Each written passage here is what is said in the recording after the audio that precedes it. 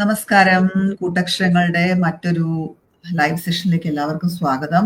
ഇന്ന് നമ്മൾ മാനസികാരോഗ്യ സംബന്ധമായ അറിവുകൾ പങ്കുവെക്കാനാണ് ആഗ്രഹിക്കുന്നത്. നമ്മോടൊപ്പം ചേരുന്നത് ക്ലിനിക്കൽ സൈക്കോളജിസ്റ്റായ പ്രിയ വർഗീസ് ആണ്. അപ്പോൾ നിങ്ങൾക്ക് ഈ വിഷയത്തിൽ, ഇന്നത്തെ വിഷയം എല്ലാവർക്കും അറിയാലോ, സ്ത്രീകളുടെ മാനസികാരോഗ്യം എന്നുള്ളതാണ് ഇന്നത്തെ വിഷയം.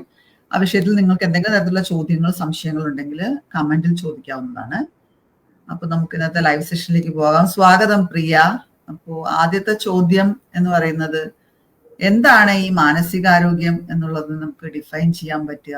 ഏതൊരു അവസ്ഥയാണ് മാനസികാരോഗ്യമുള്ള, ഇപ്പൊ നമ്മുടെ ഇന്നത്തെ വിഷയമാണെങ്കിൽ ഒരു സ്ത്രീ എന്ന് പറയുമ്പോൾ എന്തായിരിക്കും അതിന്റെ ഒരു ഡെഫിനിഷൻ? നമ്മുടെ മനസ്സിന്റെ ആരോഗ്യം അത് ശരീരത്തിന്റെ ആരോഗ്യത്തെ കൂടെ ഡിപ്പെൻഡ് ചെയ്തിട്ടുള്ളതാണ്. നമ്മുടെ ശരീരത്തിനും മനസ്സിനും അതുപോലെ തന്നെ നമ്മുടെ സാമൂഹിക സാഹചര്യങ്ങൾ എങ്ങനെയാണ്, നമുക്ക് സമാധാനത്തോടെ ഇരിക്കാൻ കഴിയുന്നുണ്ടോ, ഇതിനെല്ലാം ആശ്രയിച്ചിട്ടാണ് ഒരാൾക്ക് മെൻ്റൽ ഹെൽത്ത് ഉണ്ടാവുന്നത്. അയാൾക്കൊരു ആരോഗ്യ പ്രശ്നമുണ്ട്, നമ്മളത് ചികിത്സിക്കാതെ ഒരുപാട് കാലങ്ങൾ വെക്കുകയാണെങ്കിൽ നമ്മുടെ മാനസികാരോഗ്യത്തെ അത് ബാധിക്കും, നമുക്ക് സ്ട്രെസ് വരും. അതുപോലെ തന്നെ നമ്മുടെ ഫാമിലിയിൽ ഒരുപാട് പ്രശ്നങ്ങളുണ്ട്, നമ്മളത് സോൾവ് ചെയ്യാതെ ഒരുപാട് കാലം മുന്നോട്ട് പോകുമ്പോൾ അതും നമ്മുടെ മനസ്സിനെ ബാധിക്കാം. അപ്പോൾ എല്ലാ രീതിയിലുമുള്ള ഒരു ആരോഗ്യം നമുക്കുണ്ടാകുമ്പോൾ മാത്രമാണ് മാനസികാരോഗ്യം എന്ന് പറയുന്ന ഒരു ലെവലിലേക്കും നമ്മൾ എത്താനായിട്ട് കഴിയുള്ളൂ. സ്ത്രീകളെ സംബന്ധിച്ചിടത്തോളം എന്തൊക്കെയാണ് പ്രധാനമായും നമ്മൾ കണ്ടുവരുന്ന മാനസികാരോഗ്യ പ്രശ്നങ്ങൾ? അത് മാനസിക വൈകല്യങ്ങളാണോ കൂടുതൽ, അതോ എന്തെങ്കിലും തരത്തിലുള്ള എക്സ്റ്റേണൽ ഫാക്ടേഴ്സ് കൊണ്ടുണ്ടാകുന്ന രോഗങ്ങളാണോ കൂടുതൽ? എങ്ങനെയാണ് ക്ലയൻസിന്റെ ഒരു ഇത് വെച്ചിട്ട് പ്രിയക്ക് തോന്നുന്നത്? സ്ത്രീകൾക്ക് പ്രധാനമായിട്ടും ഡിപ്രഷൻ, അതുപോലെ തന്നെ ആൻസൈറ്റി പോലെയുള്ള പ്രശ്നങ്ങളാണ് അധികവും കണ്ടുവരാറുള്ളത്. അതിൻ്റെ പ്രധാന കാരണം എന്ന് പറയുന്നത് പലപ്പോഴും നമ്മുടെ സോഷ്യൽ സിറ്റുവേഷൻ എങ്ങനെയാണ് എന്നുള്ളതിനനുസരിച്ചാണ് നമ്മുടെ മാനസികാരോഗ്യം എങ്ങനെയാണെന്നുള്ളത്. നമുക്ക് സപ്പോർട്ട് ചെയ്യാത്ത ആളുകളാണ് നമ്മുടെ ചുറ്റും ഉണ്ടെങ്കിൽ നമുക്ക് ഡിപ്രഷൻ വരാനായിട്ട് അധികം സാധ്യതയുണ്ട്. നമുക്ക് കോൺഫിഡൻസ് ഇല്ല, ഭാവിയെപ്പറ്റി വളരെ ആശങ്കയാണ്, അപ്പോഴും നമ്മളെ സപ്പോർട്ടീവായിട്ട് സംസാരിക്കാൻ ഒരാളില്ല, നമ്മുടെ മേളിൽ ഒരുപാട് റെസ്പോൺസിബിലിറ്റി ഉണ്ട്, അത് ചെയ്യും ഇത് ചെയ്യുന്നൊക്കെ ആൾക്കാർ നമ്മളോട് പറയും. നമ്മൾ പെണ്ണുങ്ങൾ ജന്മനാ തന്നെ എല്ലാ കാര്യങ്ങളും ചെയ്യാനായിട്ട് വളരെ കേപ്പബിൾ ആണ് എന്നൊക്കെയുള്ള രീതിയിൽ നമ്മളോട് പറയും. നമ്മൾ അങ്ങനെ ഒരു പെർഫെക്ഷന് വേണ്ടിയിട്ട് ആഗ്രഹിക്കാറുമുണ്ട്, ഏറ്റവും പെർഫെക്റ്റ് ആയിട്ട് എങ്ങനെ ആ കാര്യങ്ങൾ ചെയ്യാമെന്നുള്ളത്. പക്ഷെ പലപ്പോഴും അത് റിയാലിറ്റിയിൽ നടക്കാതെ വരുമ്പോൾ, മറ്റുള്ളവരുടെ എക്സ്പെക്ടേഷൻ അനുസരിച്ച് നടക്കാൻ നമുക്ക് പറ്റാതെ വരുമ്പോൾ നമുക്ക് ഡിപ്രഷനും ഉത്കണ്ഠയും ഒക്കെ ഉണ്ടാവാനായിട്ട് വളരെയധികം സാധ്യതയുണ്ട്. അഡ്ജസ്റ്റ്മെന്റ് പ്രോബ്ലം ഉണ്ടാവാനായിട്ട് സാധ്യതയുണ്ട്. നമ്മൾ പറയുന്ന ഒരാളെ ലിസൺ ചെയ്യുന്നില്ല എന്ന് വരുമ്പോഴേക്കും നമുക്ക് വല്ലാതെ മനസ്സ് തളർന്നു പോകുന്ന അവസ്ഥയൊക്കെ. ഇതാണ് സ്ത്രീകളിൽ അധികമായിട്ടും കണ്ടുവരാറുള്ള പ്രശ്നങ്ങൾ. ഇപ്പൊ ഡിപ്രഷനെ കുറിച്ച് പറഞ്ഞു. ഇപ്പൊ പോസ്റ്റ്മോർട്ടം ഡിപ്രഷൻ ഉണ്ട്, അല്ലാതെ തന്നെ മിഡിൽ ലൈഫ് ക്രൈസിസ് എന്നൊക്കെ പറയാവുന്ന പലതരത്തിലുള്ള ഡിപ്രഷൻ നമുക്ക് കാണാവുന്നതാണ്. അപ്പോൾ ഒരു ഡിപ്രഷൻ നമുക്ക് എങ്ങനെ തിരിച്ചറിയാൻ സാധിക്കും? ഒരു ക്ലിനിക്കൽ ആയിട്ട് നമുക്കത് എങ്ങനെ മനസ്സിലാക്കാൻ പറ്റും?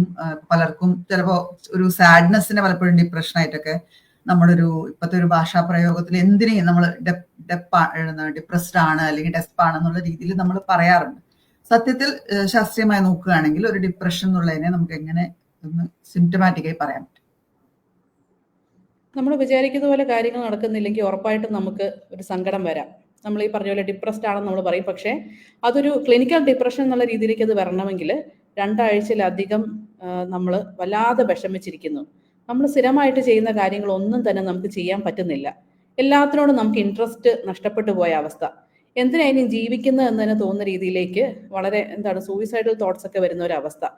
അങ്ങനെ നമ്മൾ എല്ലാത്തിൽ നിന്നും പിന്മാറി, നമ്മുടെ സുഹൃത്തുക്കളുണ്ടായിരുന്നു അവരെ നമ്മൾ വിളിക്കാതെയാകുന്നു, നമ്മുടെ ജോലിയിൽ നമുക്ക് ശ്രദ്ധിക്കാൻ പറ്റാതെയാകുന്നു, നമുക്ക് ഭാവിയെ പറ്റി വളരെ പെസിമിസ്റ്റിക് ആയിട്ട് ഒന്നും ശരിയാവാൻ പോകുന്നില്ല എന്നുള്ള രീതിയിൽ നമുക്ക് ചിന്ത വരുന്നു. ഇങ്ങനെ 2 ആഴ്ചയിലധികം നമുക്ക് സംഭവിക്കുന്നു. നമ്മുടെ ഉറക്കത്തെയും ഭക്ഷണം കഴിക്കുന്ന രീതിയൊക്കെ ബാധിക്കുന്നുവെങ്കിൽ അത് ഡിപ്രഷനായിട്ട് കരുതിയിട്ട് നമ്മൾ അതിന് ചികിത്സ ഉറപ്പാക്കണം. ഇല്ലെങ്കിൽ ഇത് എളുപ്പമല്ല. ഇത് വന്നു കഴിഞ്ഞിട്ടുണ്ടെങ്കിൽ നമ്മുടെ ബ്രെയിനിലൊക്കെ പല കെമിക്കൽ ചേഞ്ചസ് വരുന്നുണ്ട്, നമ്മുടെ സാഹചര്യങ്ങളുടേതായിട്ടുള്ള ഒരുപാട് പ്രശ്നങ്ങൾ നമുക്ക് വരുന്നുണ്ട്. അപ്പോൾ അത് മാറാനും സമയമെടുക്കും, ആ വ്യക്തിയുടെ വെൽബീയിങ്ങിനെ ബാധിക്കും എന്നുള്ളത് കൊണ്ട് ഒരുപാട് കാലം നമ്മളത് മുന്നോട്ട് അങ്ങനെ ട്രീറ്റ് ചെയ്യാതെ വെക്കാതെ എത്രയും പെട്ടെന്ന് ഒരു ട്രീറ്റ്മെന്റിന് വിധേയമാക്കുന്നതാണ് ഏറ്റവും നല്ലത്. ഇപ്പൊ പല സ്ത്രീകളുടെ അസുഖത്തെ പോലെ തന്നെ ഇപ്പൊ മാനസികാരോഗ്യ പ്രശ്നങ്ങളും പെട്ടെന്ന് തന്നെ ചികിത്സിക്കാനുള്ള സാധ്യത വളരെ കുറവാണ്.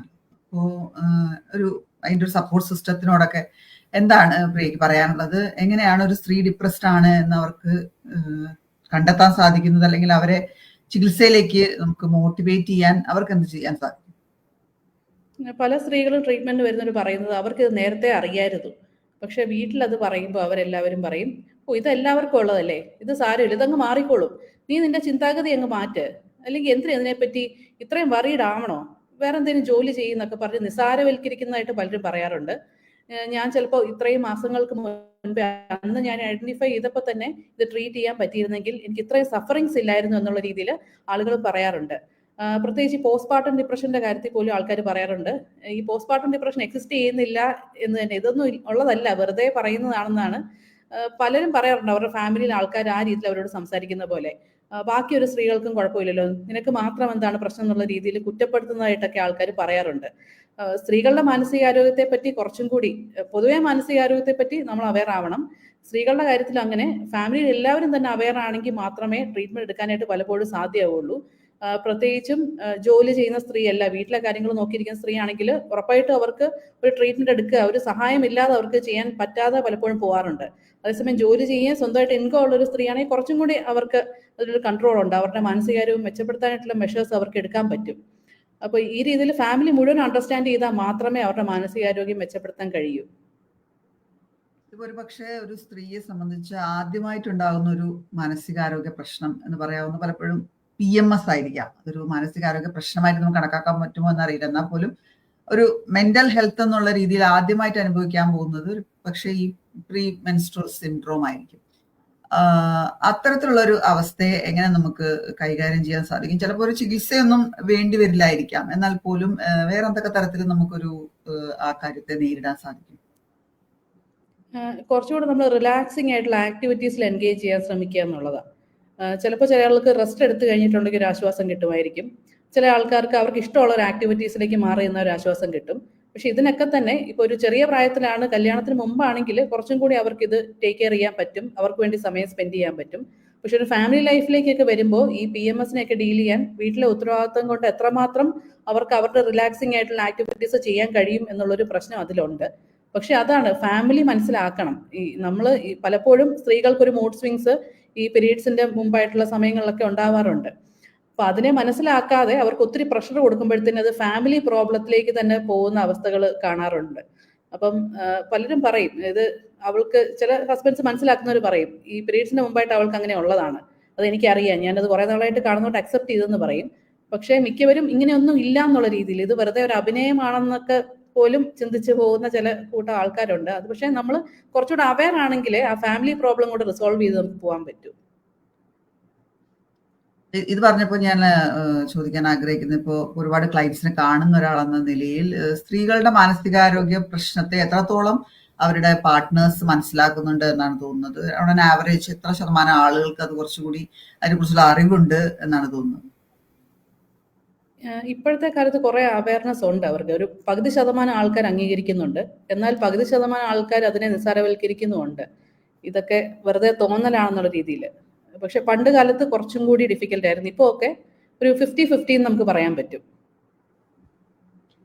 അത് കഴിഞ്ഞ് പിന്നീട് വരുന്നത് പലപ്പോഴും ഒരു പ്രീ പാർട്ടമോ അല്ലെങ്കിൽ പോസ്റ്റ് പാർട്ടമായിട്ടുള്ള ഡിപ്രഷൻ ആയിരിക്കാം. അടുത്ത ഒരു രീതിയിൽ സ്ത്രീകൾ അഭിമുഖീകരിക്കുന്ന അടുത്തൊരു മാനസികാരോഗ്യ പ്രശ്നത്തിന്റെ ഒരു ഘട്ടം എന്ന് പറയുന്നത് ഗർഭകാലം, പ്രസവം, അങ്ങനെയുള്ള സമയങ്ങളിലൊക്കെയാണ്. പലപ്പോഴും ആൾക്കാർക്ക് അത് തിരിച്ചറിയാൻ പറ്റാറില്ല എന്നും നമ്മൾ കാണാറുണ്ട്. എങ്ങനെയാണ് ഒരു പോസ്റ്റ് പാർട്ടം അല്ലെങ്കിൽ ഒരു ചിലർക്ക് പ്രീ പാർട്ടം ഡിപ്രഷൻ പോലും ഉണ്ടാകാറുണ്ട്. അപ്പൊ എങ്ങനെയാണ് നമുക്കൊരു ഗർഭിണിയിലെ ഓൾറെഡി ഗർഭിണിയിൽ ചില മാനസിക വ്യത്യാസങ്ങൾ നമുക്ക് കാണാൻ സാധിക്കും, അതിൽ നിന്ന് വ്യത്യസ്തമായിട്ട് ഇതൊരു ഡിപ്രഷൻ ആണ് എന്ന് നമുക്ക് തിരിച്ചറിയാൻ പറ്റുന്ന കാര്യങ്ങൾ എന്തൊക്കെയാണ്? ഡിപ്രഷന്റെ ലക്ഷണം തന്നെ നമ്മൾ പറയുന്നത് പോലെ ഒന്നിനോടും താല്പര്യമില്ലാതായി പോകാന്നാണ്. ഇപ്പോൾ കുഞ്ഞു വന്നതിന് ശേഷം പെട്ടെന്ന് ഒരു ചേഞ്ച് വരികയാണ് ലൈഫിൽ. ആദ്യമായിട്ട് ചില സ്ത്രീകൾക്ക് ആ കുട്ടിയുമായിട്ട് അറ്റാച്ച്ഡ് ആവാൻ ചിലപ്പോൾ കുറച്ച് അധികം സമയം വേണമായിരിക്കും.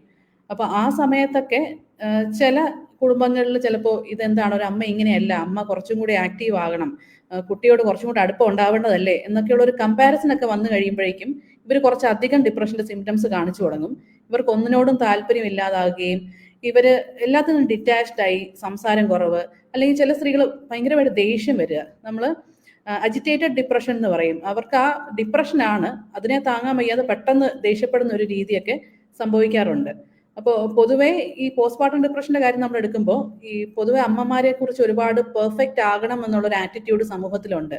അത് ഈ പെൺകുട്ടികളുടെ സ്വന്തം വീട്ടിലാണെങ്കിലും അല്ലെങ്കിൽ ഹസ്ബൻഡിന്റെ വീട്ടിലാണെങ്കിലും അങ്ങനെ ഒരു ആറ്റിറ്റ്യൂഡ് വെക്കുകയും അതിലേക്ക് പെട്ടെന്ന് ഒരു അമ്മയായി ആദ്യമായിട്ടൊക്കെ പ്രത്യേകിച്ചും അമ്മയാകുമ്പോൾ ആദ്യത്തെ പ്രസവമൊക്കെ ആകുമ്പോൾ എന്ത് ചെയ്യണം എന്നറിയാതെ വളരെ കൺഫ്യൂസ്ഡ് ആയിരിക്കും ഈ കുട്ടി. പെട്ടെന്ന് ഒരുപാട് ഉത്തരവാദിത്തങ്ങൾ വരുന്നു. ജീവിതത്തിൽ ആകപ്പാടെ എല്ലാ ചേഞ്ചസ് ആണ്. ഉറക്കത്തിന്റെ കാര്യത്തിലും എല്ലാം ഒരു ഫോക്കസ് മാറുകയാണ്. കുഞ്ഞെന്നുള്ള രീതിയിലേക്ക് ഫോക്കസ് മാറുമ്പോൾ അഡാപ്റ്റേഷൻ ബുദ്ധിമുട്ട് വരുന്നു. അപ്പൊ നമ്മൾ കുറച്ചും കൂടെ അവരെ കെയറിംഗ് ആയിട്ട് നിന്നെങ്കിൽ മാത്രമേ അവർക്ക് ഈ ഡിപ്രഷനിൽ നിന്ന് രക്ഷപ്പെടാൻ പറ്റുള്ളൂ. നമ്മൾ ഒരുപാട് അവരെ കുറ്റപ്പെടുത്തുകയും പെർഫെക്ഷൻ ആഗ്രഹിക്കുകയും ചെയ്യുമ്പോൾ അവർ പതുക്കെ മനസ്സ് മടുത്തിട്ട് ചില കേസസിലൊക്കെ സൈക്കോസിസ് പോലുള്ള അവസ്ഥകളൊക്കെ വരാറുണ്ട്. സ്ട്രെസ്സിന്റെ ഭാഗമായിട്ടാണ് സംഭവിക്കുന്നത്. മുൻപും ചിലപ്പോൾ അവർക്ക് ഈ പ്രസവത്തിന്റെ മുൻപ് തന്നെ ചിലപ്പോൾ ചില സിംറ്റംസ് അവർക്ക് ഉണ്ടായിരിക്കും. അത് നമ്മൾ കണ്ടെത്തണം. ഉദാഹരണത്തിന് വല്ലാതെ ദേഷ്യം വരുന്നു കുട്ടിയോട്, അല്ലെങ്കിൽ വളരെ മൂഡ് സ്വിങ്സ് വരുന്നു. അങ്ങനെയൊക്കെയുള്ള കാര്യങ്ങളുണ്ടെങ്കിൽ നമ്മൾ കുട്ടീനെ പ്രൊട്ടക്ട് ചെയ്യാൻ വേണ്ടിയിട്ട് കൂടുതൽ വീട്ടിലുള്ളവർ അവസരം നമ്മൾ എടുക്കണം. അതുപോലെ അമ്മയെ കെയർ ചെയ്യാനായിട്ടും നമ്മൾ സമയം കൊടുക്കണം. ഒരുപാട് പ്രഷർ ഇവർക്ക് കൊടുക്കാതെ നമ്മൾ അവരെ പ്രൊട്ടക്ട് ചെയ്യണം. പലപ്പോഴും പലരും പറയുന്ന കുറെ പരാതികളാണ്. എപ്പോഴും തലവേദനയാണ്, എപ്പോഴും ദേഷ്യമാണ്, അല്ലെങ്കിൽ എപ്പോഴും പരാതിയാണ്. അപ്പോൾ പലപ്പോഴും എന്തെങ്കിലും തരത്തിലുള്ള മാനസികാരോഗ്യ പ്രശ്നങ്ങളുടെ ഒരു റിഫ്ലക്ഷൻ ആയിരിക്കുമോ ഇത്തരത്തിലുള്ള ഈ ഫിസിക്കൽ സിംറ്റംസ് എന്ന് നമുക്ക് പറയാൻ സാധിക്കുമോ? എത്രത്തോളം മാനസികാരോഗ്യ പ്രശ്നം സ്ത്രീകളുടെ ശരീരത്തെ കൂടി ബാധിക്കാറുണ്ട്? സ്ത്രീകൾ നല്ലൊരു ശതമാനം ആൾക്കാർ നമ്മുടെ അടുത്ത് വരുമ്പോൾ അവർ നമ്മളോട് പറയുന്നതാണ്, എനിക്ക് തൈറോയ്ഡ് ഇംബാലൻസ് ഉണ്ട്, അല്ലെങ്കിൽ ബോഡി പെയിൻ ഉണ്ട്, അല്ലെങ്കിൽ എന്തെങ്കിലും ഇൻഫെക്ഷൻസ് ഉണ്ട്. ഞാൻ അതിന് കുറേ നാളായിട്ട് ചികിത്സിച്ചുകൊണ്ടിരിക്കുക, മാറുന്നില്ല. എനിക്കറിയാം എൻ്റെ മനസ്സിൻ്റെ പ്രശ്നമാണെന്നുള്ളത്. പക്ഷേ എനിക്ക് അത് ഇത്രയും സമയം എടുക്കുന്നത് ഇതൊക്കെ റിയലൈസ് ചെയ്ത് വരാനായിട്ട്. പലപ്പോഴും നമ്മൾ സ്ത്രീകളും പുരുഷന്മാർക്കും ഇങ്ങനെ ഡിഫിക്കൽട്ടി വരുന്നുണ്ട്. പക്ഷെ പ്രത്യേകമായിട്ട് സ്ത്രീകളുടെ കാര്യം എടുത്താൽ നമുക്ക് ടെൻഷനാണ് അല്ലെങ്കിൽ ഡിപ്രഷൻ ആണെന്ന് പറഞ്ഞാൽ ചിലപ്പോൾ അത്ര അംഗീകാരം നമുക്ക് കിട്ടണമെന്നില്ല, നമുക്കൊരു സപ്പോർട്ട് കിട്ടണമെന്നില്ല. അതേസമയം നമുക്ക് ബോഡി പെയിൻ ആണ്, നമുക്ക് തലവേദനയാണെന്നൊക്കെ പറയുമ്പോൾ കുറച്ചും കൂടി ഈ ഫിസിക്കൽ സിംറ്റംസിന് കുറച്ചും കൂടി അംഗീകാരം നമ്മുടെ സൊസൈറ്റിയിലുണ്ട്, നമ്മുടെ കുടുംബങ്ങളിലുണ്ട്. ഇപ്പോൾ വയ്യാതാകാണെന്ന് കേട്ട് കഴിയുമ്പോൾ കുറച്ചും കൂടി നമുക്ക് കെയർ തരും. അല്ലെങ്കിൽ നമ്മളിത് പറഞ്ഞിട്ടൊന്നും ഇവർക്ക് മനസ്സിലാകുന്നില്ല. ഈ മൈൻഡ് ആൻഡ് ബോഡി വളരെ റിലേറ്റഡ് ആയിട്ടുള്ളൊരു കാര്യമാണ്. ആൾക്കാർക്ക് പറഞ്ഞാൽ മനസ്സിലാവുന്നില്ലെന്ന് കാണുമ്പോഴേക്കും നമ്മുടെ മനസ്സ് വല്ലാതെ തളർന്ന് പതുക്കെ ബോഡി വീക്ക് ആവാനായിട്ട് തുടങ്ങും. അപ്പോൾ സ്ത്രീകളുടെ കാര്യത്തിൽ ഇത് വളരെ ഇന്റർ കണക്റ്റഡ് ആണെന്ന് നമുക്ക് പലപ്പോഴും കാണാൻ സാധിക്കും. ചിലപ്പോൾ ഹസ്ബൻഡുമായിട്ട് പ്രശ്നമായിരിക്കും, അല്ലെങ്കിൽ ഇൻലോസുമായിട്ട് പ്രശ്നമായിരിക്കും, അല്ലെങ്കിൽ കുട്ടികളെ ടേക്ക് കെയർ ചെയ്യാനായിട്ട് ബുദ്ധിമുട്ട് നേരിടുകയായിരിക്കും. അപ്പോൾ ഇവർക്കൊരു സപ്പോർട്ട് സിസ്റ്റം ഉണ്ടാവുന്നില്ല, ആരും ഇവരെ സഹായിക്കാനായിട്ട് ഉണ്ടാവുന്നില്ല. എന്നാൽ ഇവർക്ക് ഇതൊന്നും മാനേജ് ചെയ്യാൻ പറ്റുന്നുമില്ല. അങ്ങനെ വരുമ്പോഴത്തേക്ക് പതുക്കെ ഫിസിക്കൽ സിംറ്റത്തിന്റെ രീതിയിലേക്ക് ഇത് മാറുകയും അതിനുശേഷം വേറൊരാള് ചിലപ്പോൾ ഹസ്ബൻഡോ അല്ലെങ്കിൽ മറ്റൊരാളോ ആ ഉത്തരവാദിത്വം എടുത്തതിന് ശേഷമായിരിക്കും ഇവരുടെ ഈ ഫിസിക്കൽ സിംറ്റംസും അതുപോലെ തന്നെ മനസ്സിന്റെ പ്രശ്നങ്ങളും മാറ്റിയെടുക്കാൻ സാധിക്കുകയുള്ളൂ. അല്ലാത്ത സാഹചര്യത്തിൽ ഒരുപാട് കാലം നീണ്ടു നിൽക്കുന്ന ശരീരത്തിന്റെ മനസ്സിന്റെ പ്രശ്നങ്ങൾ ഇവർ അഭിമുഖീകരിക്കാറുണ്ട്. മറ്റൊരു ഘട്ടം എന്ന് പറയുന്നത് പലപ്പോഴും പാരന്റിങ്ങുമായി ബന്ധപ്പെട്ടിട്ടുള്ള സംഘർഷങ്ങളായിരിക്കാം, അല്ലെങ്കിൽ കുട്ടികളെ ടേക്ക് കെയർ ചെയ്യുന്നതുമായി ബന്ധപ്പെട്ടിട്ടുള്ള മാനസികാരോഗ്യ പ്രശ്നങ്ങളായിരിക്കാം. പാരന്റിങ് സ്ട്രെസ് എത്രത്തോളം സ്ത്രീകളെ ബാധിക്കുന്നുണ്ടെന്നാണ് നമുക്ക് പറയാൻ സാധിക്കുക. പലപ്പോഴും പല കുടുംബങ്ങളിലും അമ്മമാരായിരിക്കും ഒരു ഡിഫോൾട്ട് പാരന്റ് എന്ന് പറയുന്നത്. കുട്ടികളുടെ പഠിത്തം ആയിക്കോട്ടെ, കുട്ടികളുടെ ആരോഗ്യമായിക്കോട്ടെ, വലിയൊരു ശതമാനം ഉത്തരവാദിത്തങ്ങളും സ്ത്രീകളുടെ മേലെ ആയിരിക്കും. ഈ ഒരു അഡീഷണൽ റെസ്പോൺസിബിലിറ്റി എത്രത്തോളം അവരുടെ മാനസികാരോഗ്യ നിലയെ ബാധിക്കുന്നുണ്ട്? അവരുടെ മാനസികാരോഗ്യ നിലയെ ഉറപ്പായിട്ടും ബാധിക്കുന്നുണ്ട്. പ്രത്യേകിച്ചും ഒരു വർക്കിംഗ് അമ്മ കൂടെ ആണെങ്കിൽ ഇരട്ടിയാണ് അവരുടെ മേളിൽ വരുന്ന സ്ട്രെസ് എന്ന് പറയുന്നത്. പലരും പറയാറുണ്ട് അവർക്ക് 2 കുട്ടികളുണ്ട് അല്ലെങ്കിൽ 3 കുട്ടികളുണ്ട്, ഇവരെ ഒന്ന് കാണാനോ സംസാരിക്കാനോ പോലും അവരുടെ ഒരു വർക്കിന്റെ പ്രഷർ കാരണം ചിലപ്പോൾ സമയം കിട്ടുന്നില്ല, അല്ലെങ്കിൽ കുറച്ച് സമയം കുട്ടികൾക്ക് വേണ്ടി സ്പെൻഡ് ചെയ്യണമെന്ന് ആഗ്രഹിച്ചിട്ട് നടക്കാതെ സ്ട്രെസ് അനുഭവിക്കുന്ന അമ്മമാരുണ്ട്. അതുപോലെ തന്നെ ഇതൊന്നും ബാലൻസ് ചെയ്ത് കൊണ്ടുപോകാൻ പറ്റുന്നില്ല. എപ്പോഴും ഒരു യന്ത്രം പോലെ എപ്പോഴും ഒരു വർക്ക് ചെയ്തുകൊണ്ടിരിക്കുന്നു. ഉറങ്ങാൻ പോലും അവർക്ക് സമയം കിട്ടാത്ത രീതിയിൽ എൻഗേജ്ഡ് ആയിട്ടുള്ള സ്ത്രീകളുണ്ട്. നമ്മൾ ചിലപ്പോൾ പല ആളുകളോടും ചോദിക്കും, ഇപ്പോൾ ഡിപ്രഷനൊക്കെ അനുഭവിക്കുന്നവരാണ്, നിങ്ങൾക്ക് എന്താണ് പ്ലസന്റ് ആയിട്ടുള്ള ആക്ടിവിറ്റി, എന്ത് ചെയ്യാനാണ് ഇഷ്ടം? അപ്പോൾ അവർ പറയും, ഞാൻ പണ്ട് വായിച്ചിരുന്നു, പണ്ട് എപ്പോഴോ എന്നുള്ള പോലെയാണ്. കാരണം ഒന്നും ചെയ്യാനായിട്ട് അവർക്ക് സമയമില്ല, അവരുടെ ജീവിതത്തിന് ഒരു ക്വാളിറ്റി ഇല്ല, ഒരു മീ ടൈം എന്ന് പറയുന്നത് പലപ്പോഴും ഇല്ലാത്തതുപോലെ എപ്പോഴും എൻഗേജ്ഡ് ആയിട്ടുള്ളവരുണ്ട്. അങ്ങനെ വരുമ്പോഴേക്കും നമുക്കൊരു മീ ടൈം നമുക്ക് എല്ലാവർക്കും ആവശ്യമാണ്. കുറച്ച് നേരം സമാധാനമായിട്ട് ഇരിക്കുക, ഒന്ന് ബ്രീതിങ് എക്സസൈസ് ചെയ്യുക, അല്ലെങ്കിൽ മെഡിറ്റേഷൻ ചെയ്യുക, വായിക്കുക, ഹോബീസ് എന്തെങ്കിലും ചെയ്യുക. ഇതൊന്നും നടക്കാതെ വരുമ്പോഴേക്കും വല്ലാത്ത രീതിയിൽ മനസ്സിന് ഒരു ഭാരം തോന്നുകയും ഒന്നിലും കോൺസെൻട്രേഷൻ ഇല്ലാതാവുകയും ദേഷ്യം വരികയും ചെയ്യുന്ന അവസ്ഥ സ്ത്രീകളിൽ വളരെ കോമൺ ആയിട്ട് നമ്മൾ കാണുന്നതാണ്. ഇപ്പൊ ഈ സ്ത്രീകളുടെ ഇത്തരത്തിലുള്ള ഒരുപാട് പ്രശ്നങ്ങൾ നമ്മൾ പറയുന്നു, അതിനുള്ള പരിഹാരങ്ങളും പലപ്പോഴും ലഭ്യമാകുന്നു. അപ്പോഴും ഈ മരുന്ന് ഉപയോഗിച്ചുള്ള ചികിത്സയോട് ഉള്ള ഒരു സ്റ്റിഗ്മ കൂടുതലായിട്ട് നിലനിൽക്കുന്നതായിട്ട് തോന്നുന്നുണ്ടോ? സ്ത്രീകൾ മരുന്ന് കൃത്യമായിട്ട് എടുക്കുക, അല്ലെങ്കിൽ അതിന് കൃത്യമായി ഫോളോ അപ്പ് ചെയ്യുക തുടങ്ങിയ കാര്യങ്ങളിലൊക്കെ ഒരു മടി ഇപ്പോഴും സ്ത്രീകൾ കാണിക്കുന്നുണ്ട് എന്നാണ് തോന്നുന്നത്.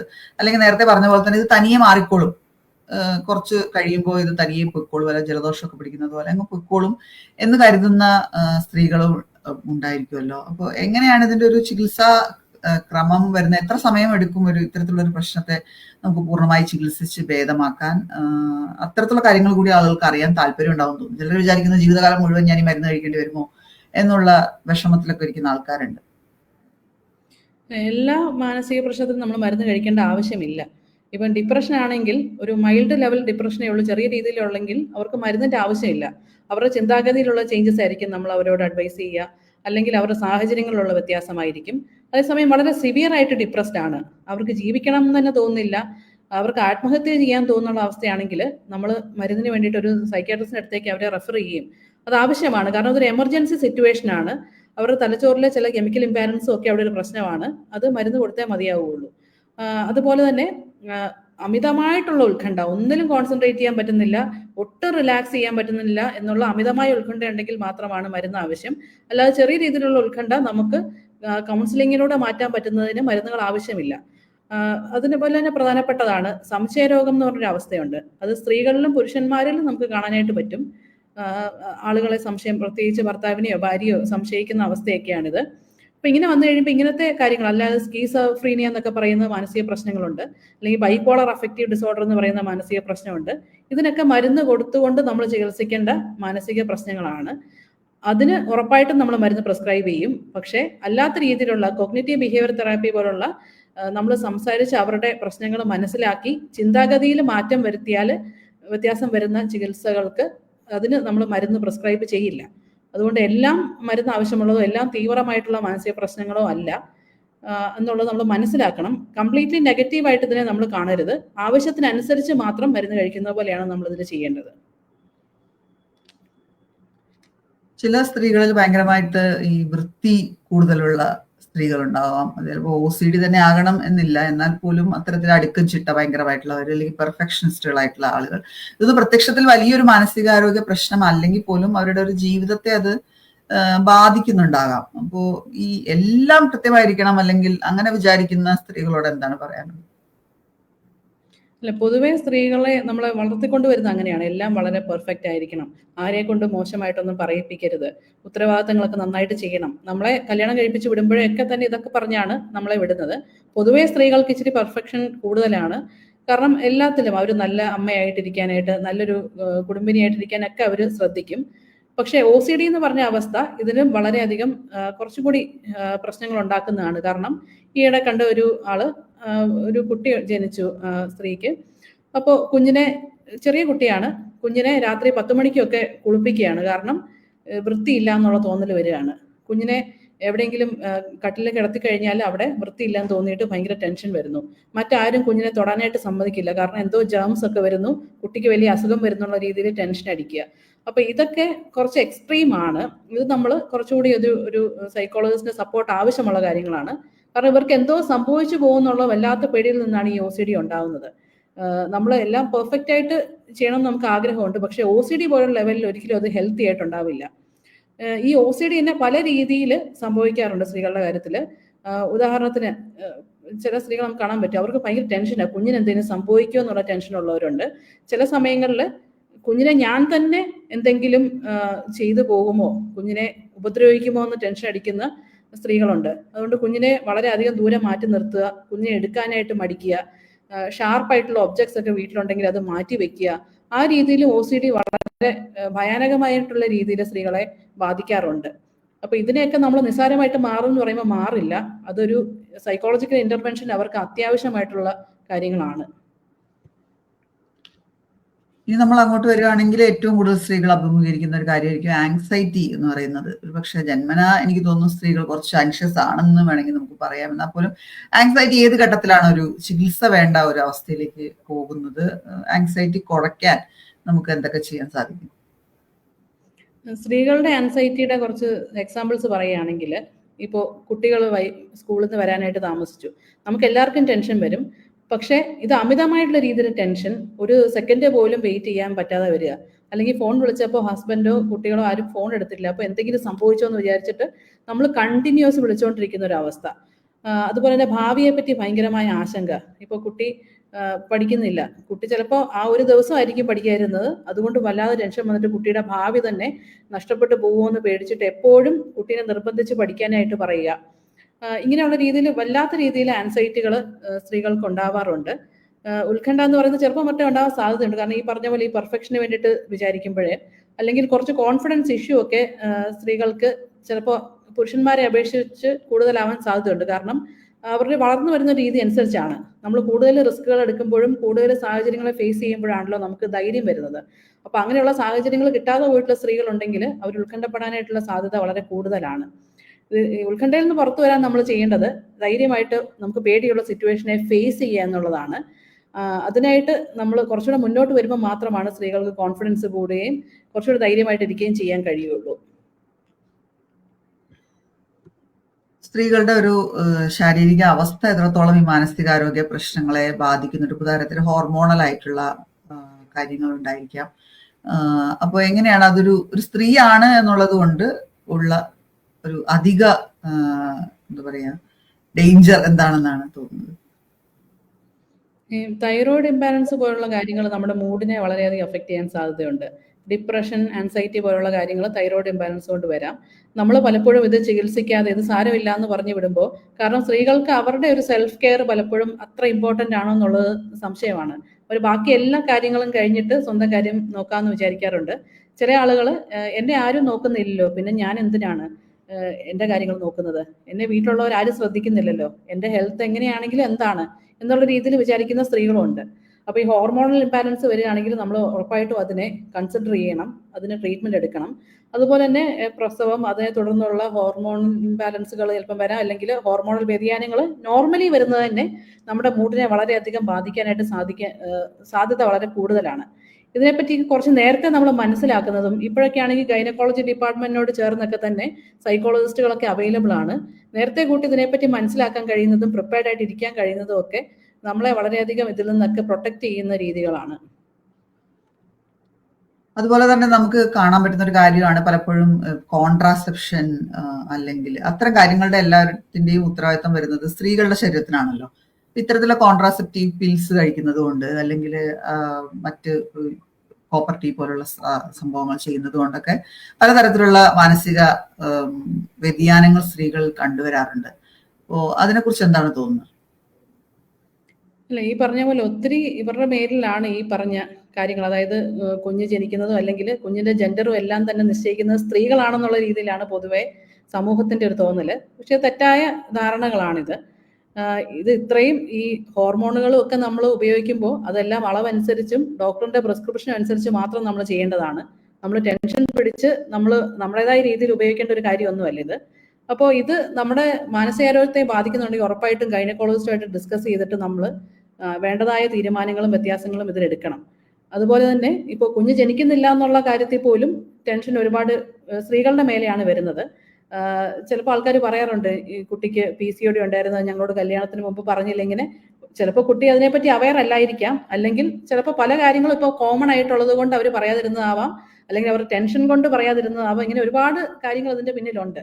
അപ്പോൾ പലപ്പോഴും പ്രസവവുമായിട്ട് ബന്ധപ്പെട്ട് ഒരുപാട് സമയം ഒരുപാട് തവണ മിസ്കാരേജുകൾ വരുന്നു, അല്ലെങ്കിൽ ഇവർ ശ്രമിച്ചിട്ട് കുഞ്ഞ് ജനിക്കുന്നില്ലെന്നൊക്കെയുള്ള പ്രഷർ ഒരുപാട് ഇവർ അനുഭവിക്കുന്നുണ്ട്. അപ്പോൾ ഈ ഹോർമോൺ ആയിട്ട് ബന്ധപ്പെട്ട ഒരുപാട് കാര്യങ്ങളിൽ സ്ത്രീകൾക്ക് മാനസിക പ്രശ്നങ്ങൾ ഉണ്ടാവാം. അത് ഒരുപാട് സ്ട്രെസ് എടുക്കാതെ നമുക്ക് പറ്റിയ രീതിയിലേക്ക് ഒരു ഫാമിലി സപ്പോർട്ടോട് കൂടി ഈ ട്രീറ്റ്മെന്റുകളൊക്കെ പോകുന്നതായിരിക്കും എപ്പോഴും നല്ലത്. നമ്മൾ ഇതുവരെ സംസാരിച്ചത് സ്ത്രീകളുടെ സ്വന്തം ശരീരത്തിന്റെ മനസ്സിന്റെ ബുദ്ധിമുട്ടുകൾ കൊണ്ടുണ്ടാകുന്ന പ്രശ്നങ്ങളെ കുറിച്ചാണ്. ഇനി പലപ്പോഴും നമ്മൾ കണ്ടുവരാറുണ്ട്, ഇപ്പൊ ഒരു വളരെ നാർസിസിസ്റ്റിക് ആയിട്ടുള്ള ഒരാളുടെ കൂടെ ജീവിക്കുന്നവർ, അല്ലെങ്കിൽ നേരത്തെ പറഞ്ഞ ബൈപ്പോളർ ആയിട്ടുള്ള ഒരാളുടെ കൂടെ ജീവിക്കുന്നവർ, അല്ലെങ്കിൽ ആൽക്കഹോളിക് ആയിട്ടുള്ള ഒരാളുടെ കൂടെ ജീവിക്കുന്നവർ. ഇത്തരത്തില് എക്സ്റ്റേണൽ ഫാക്ടേഴ്സ് കൊണ്ട് ഭയങ്കരമായ മാനസിക സമ്മർദ്ദവും അല്ലെങ്കിൽ മാനസികാരോഗ്യ പ്രശ്നങ്ങളും അനുഭവിക്കുന്ന സ്ത്രീകളെ നമുക്ക് കാണാൻ സാധിക്കും. അപ്പോ അവർക്ക് എന്താണ് ഒരു ഉപദേശം എന്നുള്ള രീതിയിൽ കൊടുക്കാനുള്ളത്?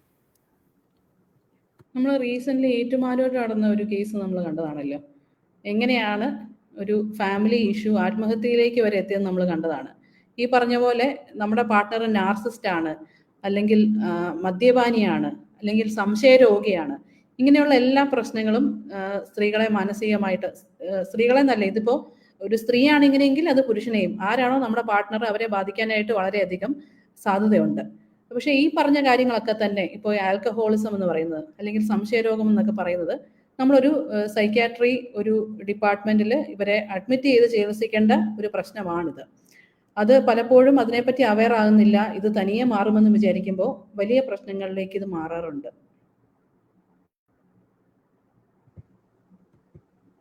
ഇത്തരം രോഗമുള്ളവരെ ചികിത്സയ്ക്ക് കൊണ്ടുപോകുന്നതും അത്ര എളുപ്പമല്ല എന്ന് നമ്മൾ കാണാറുണ്ടല്ലോ. അപ്പോൾ പലർക്കും ചിലപ്പോൾ ആ ജീവിതത്തിൽ നിന്ന് മാറി നിൽക്കുക എന്നുള്ളതും എല്ലാവർക്കും പ്രാക്ടിക്കൽ ആയിരിക്കണമെന്നില്ല. ഇപ്പൊ നമ്മൾ പലയിടത്തും കാണാറുണ്ട് എങ്ങനെയാണ് ഒരു നാർസിസ്റ്റിന്റെ ഒപ്പം ജീവിക്കുക, അല്ലെങ്കിൽ എന്തൊക്കെ ടെക്നിക്ക് ഉപയോഗിച്ച് നമുക്ക് അവരെ ഡിഫ്യൂസ് ചെയ്യാം എന്നുള്ള ചില കാര്യങ്ങളൊക്കെ നമ്മൾ കാണാറുണ്ട്. അപ്പോൾ എങ്ങനെയാണ് ആ ഒരു ഇമ്മ്യൂണിറ്റി, ഇത്തരത്തിൽ പുറമേ നിന്നുണ്ടാകുന്ന സമ്മർദ്ദങ്ങളോട് ഇമ്മ്യൂണിറ്റി ഉണ്ടാക്കിയെടുക്കാൻ നമുക്ക് സാധിക്കും? പലരും വന്നിട്ട് ചോദിക്കുന്നതാണ്, ഇപ്പോൾ സംശയരോഗമാണ് അല്ലെ നാർസിസ്റ്റ് ആണ് പാർട്ട്ണർ, ഞാൻ എന്താ ചെയ്യേണ്ടതെന്ന്. ഈ സംശയരോഗം എന്നൊക്കെ പറയുന്നത് ഇത് തലച്ചോറിൽ നമുക്ക് കെമിക്കൽ ഇംബാലൻസുകൾ വരുമ്പോൾ സംഭവിക്കുന്ന അവസ്ഥകളാണ്. ഇതിന് നമ്മളിപ്പോൾ നമ്മൾ പുറമെ എന്തെങ്കിലും ഒരാൾ എന്തെങ്കിലും ചെയ്തതുകൊണ്ട് ഇതിൽ വ്യത്യാസം വരുന്നില്ല. അവരുടെ തലച്ചോറിലെ രാസമാറ്റങ്ങളിൽ വ്യത്യാസം വരണമെങ്കിൽ, അത് മാറണമെങ്കിൽ മരുന്ന് തന്നെ ആവശ്യമായിട്ട് വരുന്ന അവസ്ഥകളുണ്ട്. അപ്പോൾ അത് അവരെ ട്രീറ്റ്മെൻറ്റ് കൊണ്ടുപോകാൻ അത്ര എളുപ്പമല്ല. പക്ഷേ അവരെ പതുക്കെ കൺവിൻസ് ചെയ്ത് കൊണ്ടുപോകുക എന്നുള്ളതാണ് ഇതിൽ വേണ്ടത്. ഇത് നമ്മൾ പലപ്പോഴും റീസെൻ്റ്ലി ഞാൻ കണ്ട ഒരു പെൺകുട്ടിയുടെ, ആ പെൺകുട്ടിയെ പറ്റി വീട്ടുകാർക്കോ സുഹൃത്തുക്കൾക്കോ ഒന്നും തന്നെ യാതൊരു പ്രശ്നങ്ങളും അവർക്ക് പറയാനില്ല. പക്ഷേ ഹസ്ബൻഡ് പറയുന്നു അവർ വേറെ ആരെയോ വിളിച്ച് സംസാരിക്കുന്നു, അവർ വേറെ ആരുമായിട്ടോ റിലേഷൻഷിപ്പ് ഉണ്ടെന്നൊക്കെ പറയുന്നു. പക്ഷേ യാതൊരു വിധ തെളിവുമില്ല. ഇപ്പോൾ ഇവർ ഓഫീസിലുള്ള ഒരാളോട് സംസാരിക്കുകയാണ്, അല്ലെങ്കിൽ ബസ് സ്റ്റോപ്പിൽ നിൽക്കുമ്പോൾ ഒരാളോട് സംസാരിക്കുകയാണ്, ചിലപ്പോൾ വേറെ എന്ത് വഴി ചോദിക്കുക, വേറെ എന്തെങ്കിലും കാര്യം ചെയ്യുന്നതായിരിക്കും, പക്ഷെ അതിനെയൊക്കെ സംശയിക്കുന്ന ഒരവസ്ഥ. അപ്പോൾ അവരുടെ വീട്ടിലുള്ളവർക്കും അറിയാം ഇതിങ്ങനെയുള്ളൊന്നും ഇല്ല, എന്നാലും ആ കുടുംബം മുന്നോട്ട് കൊണ്ടുപോകണ്ടേ, കുട്ടിയുടെ കാര്യം നോക്കണ്ടേന്ന് വിചാരിച്ചിട്ട് അവരുടെ സ്വന്തം പേരൻസും എല്ലാവരും പറയുന്നത് അവന് ഇഷ്ടമുള്ളതുപോലെ നീ അങ്ങ് മാറ്, ആൾക്കാരോട് മിണ്ടുന്നത് അവന് ഇഷ്ടമില്ലെങ്കിൽ നീ മിണ്ടാതിരിക്കുന്നു പറയുന്നു. പക്ഷെ എന്ത് ചെയ്യണം എന്നുള്ളതാണ് സംശയം. നമ്മൾ നോർമലി ഒരാളോട് സംസാരിക്കുന്നത് പോലും സംസാരിക്കാതെ എങ്ങനെ നമുക്ക് ജീവിക്കാൻ പറ്റും എന്നുള്ളൊരു പ്രശ്നമുണ്ട്. അപ്പോൾ ഇങ്ങനെയുള്ള കേസസിൽ പലപ്പോഴും പെൺകുട്ടികളെ അത് അഡ്ജസ്റ്റ് ചെയ്യുക, അത് പാർട്ട്ണർ ഇഷ്ടമുള്ള പോലെ മാറുമെന്ന് പറയുമ്പോൾ എങ്ങനെ മാറണം എന്നുള്ളൊരു സംശയം അവിടെ ഉണ്ട്. നമ്മൾ എന്ത് ചെയ്താലും സംശയിക്കും, നമ്മൾ ആരോടും മിണ്ടാതിരുന്നാലും ചിലപ്പോൾ അത് സംശയിക്കാനായിട്ട് സാധ്യതയുണ്ട്. അപ്പോൾ അങ്ങനെയുള്ള കേസസിൽ മരുന്ന് കൊടുക്കുന്ന രീതിയിലേക്ക് തന്നെ അത് മാറിയാലേ പ്രശ്നം സോൾവ് ആകുകയുള്ളൂ.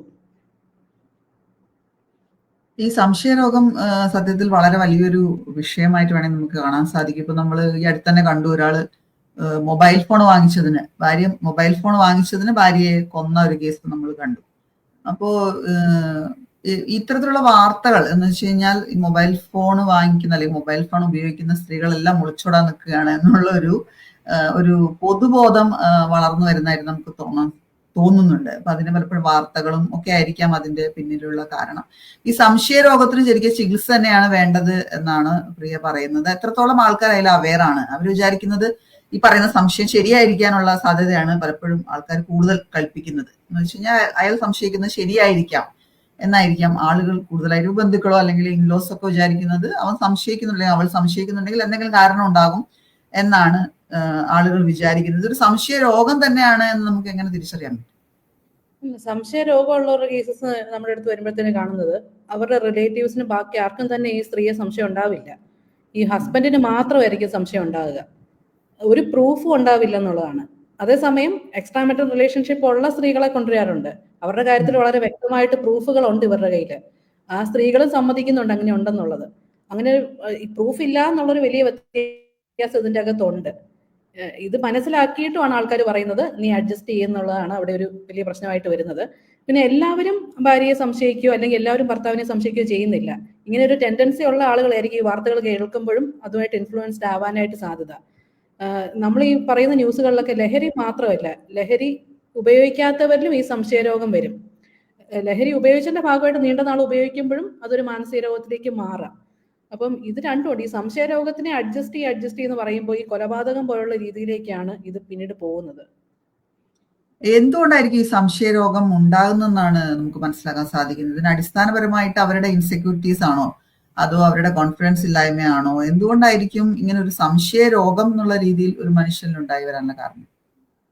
നമ്മൾ ഈ കെമിക്കൽ ഇംബാലൻസ് എടുക്കുമ്പോൾ അവരുടെ തലച്ചോറിലെ കെമിക്കൽസ് സാധാരണ ഉള്ള ആളുകളെ പോലെ അല്ല അവർ ചിന്തിക്കുന്നത്, വ്യത്യാസമായിട്ടാണ്. അത് പാരമ്പര്യത്തിന്റെ ഒരു ഘടകം അതിൻ്റെ അകത്തുണ്ട്. അവരുടെ ഫാമിലിയിൽ ആർക്കെങ്കിലും ഇങ്ങനെ സംശയ രോഗികളായിട്ടുള്ള ആളുകൾ കാണും.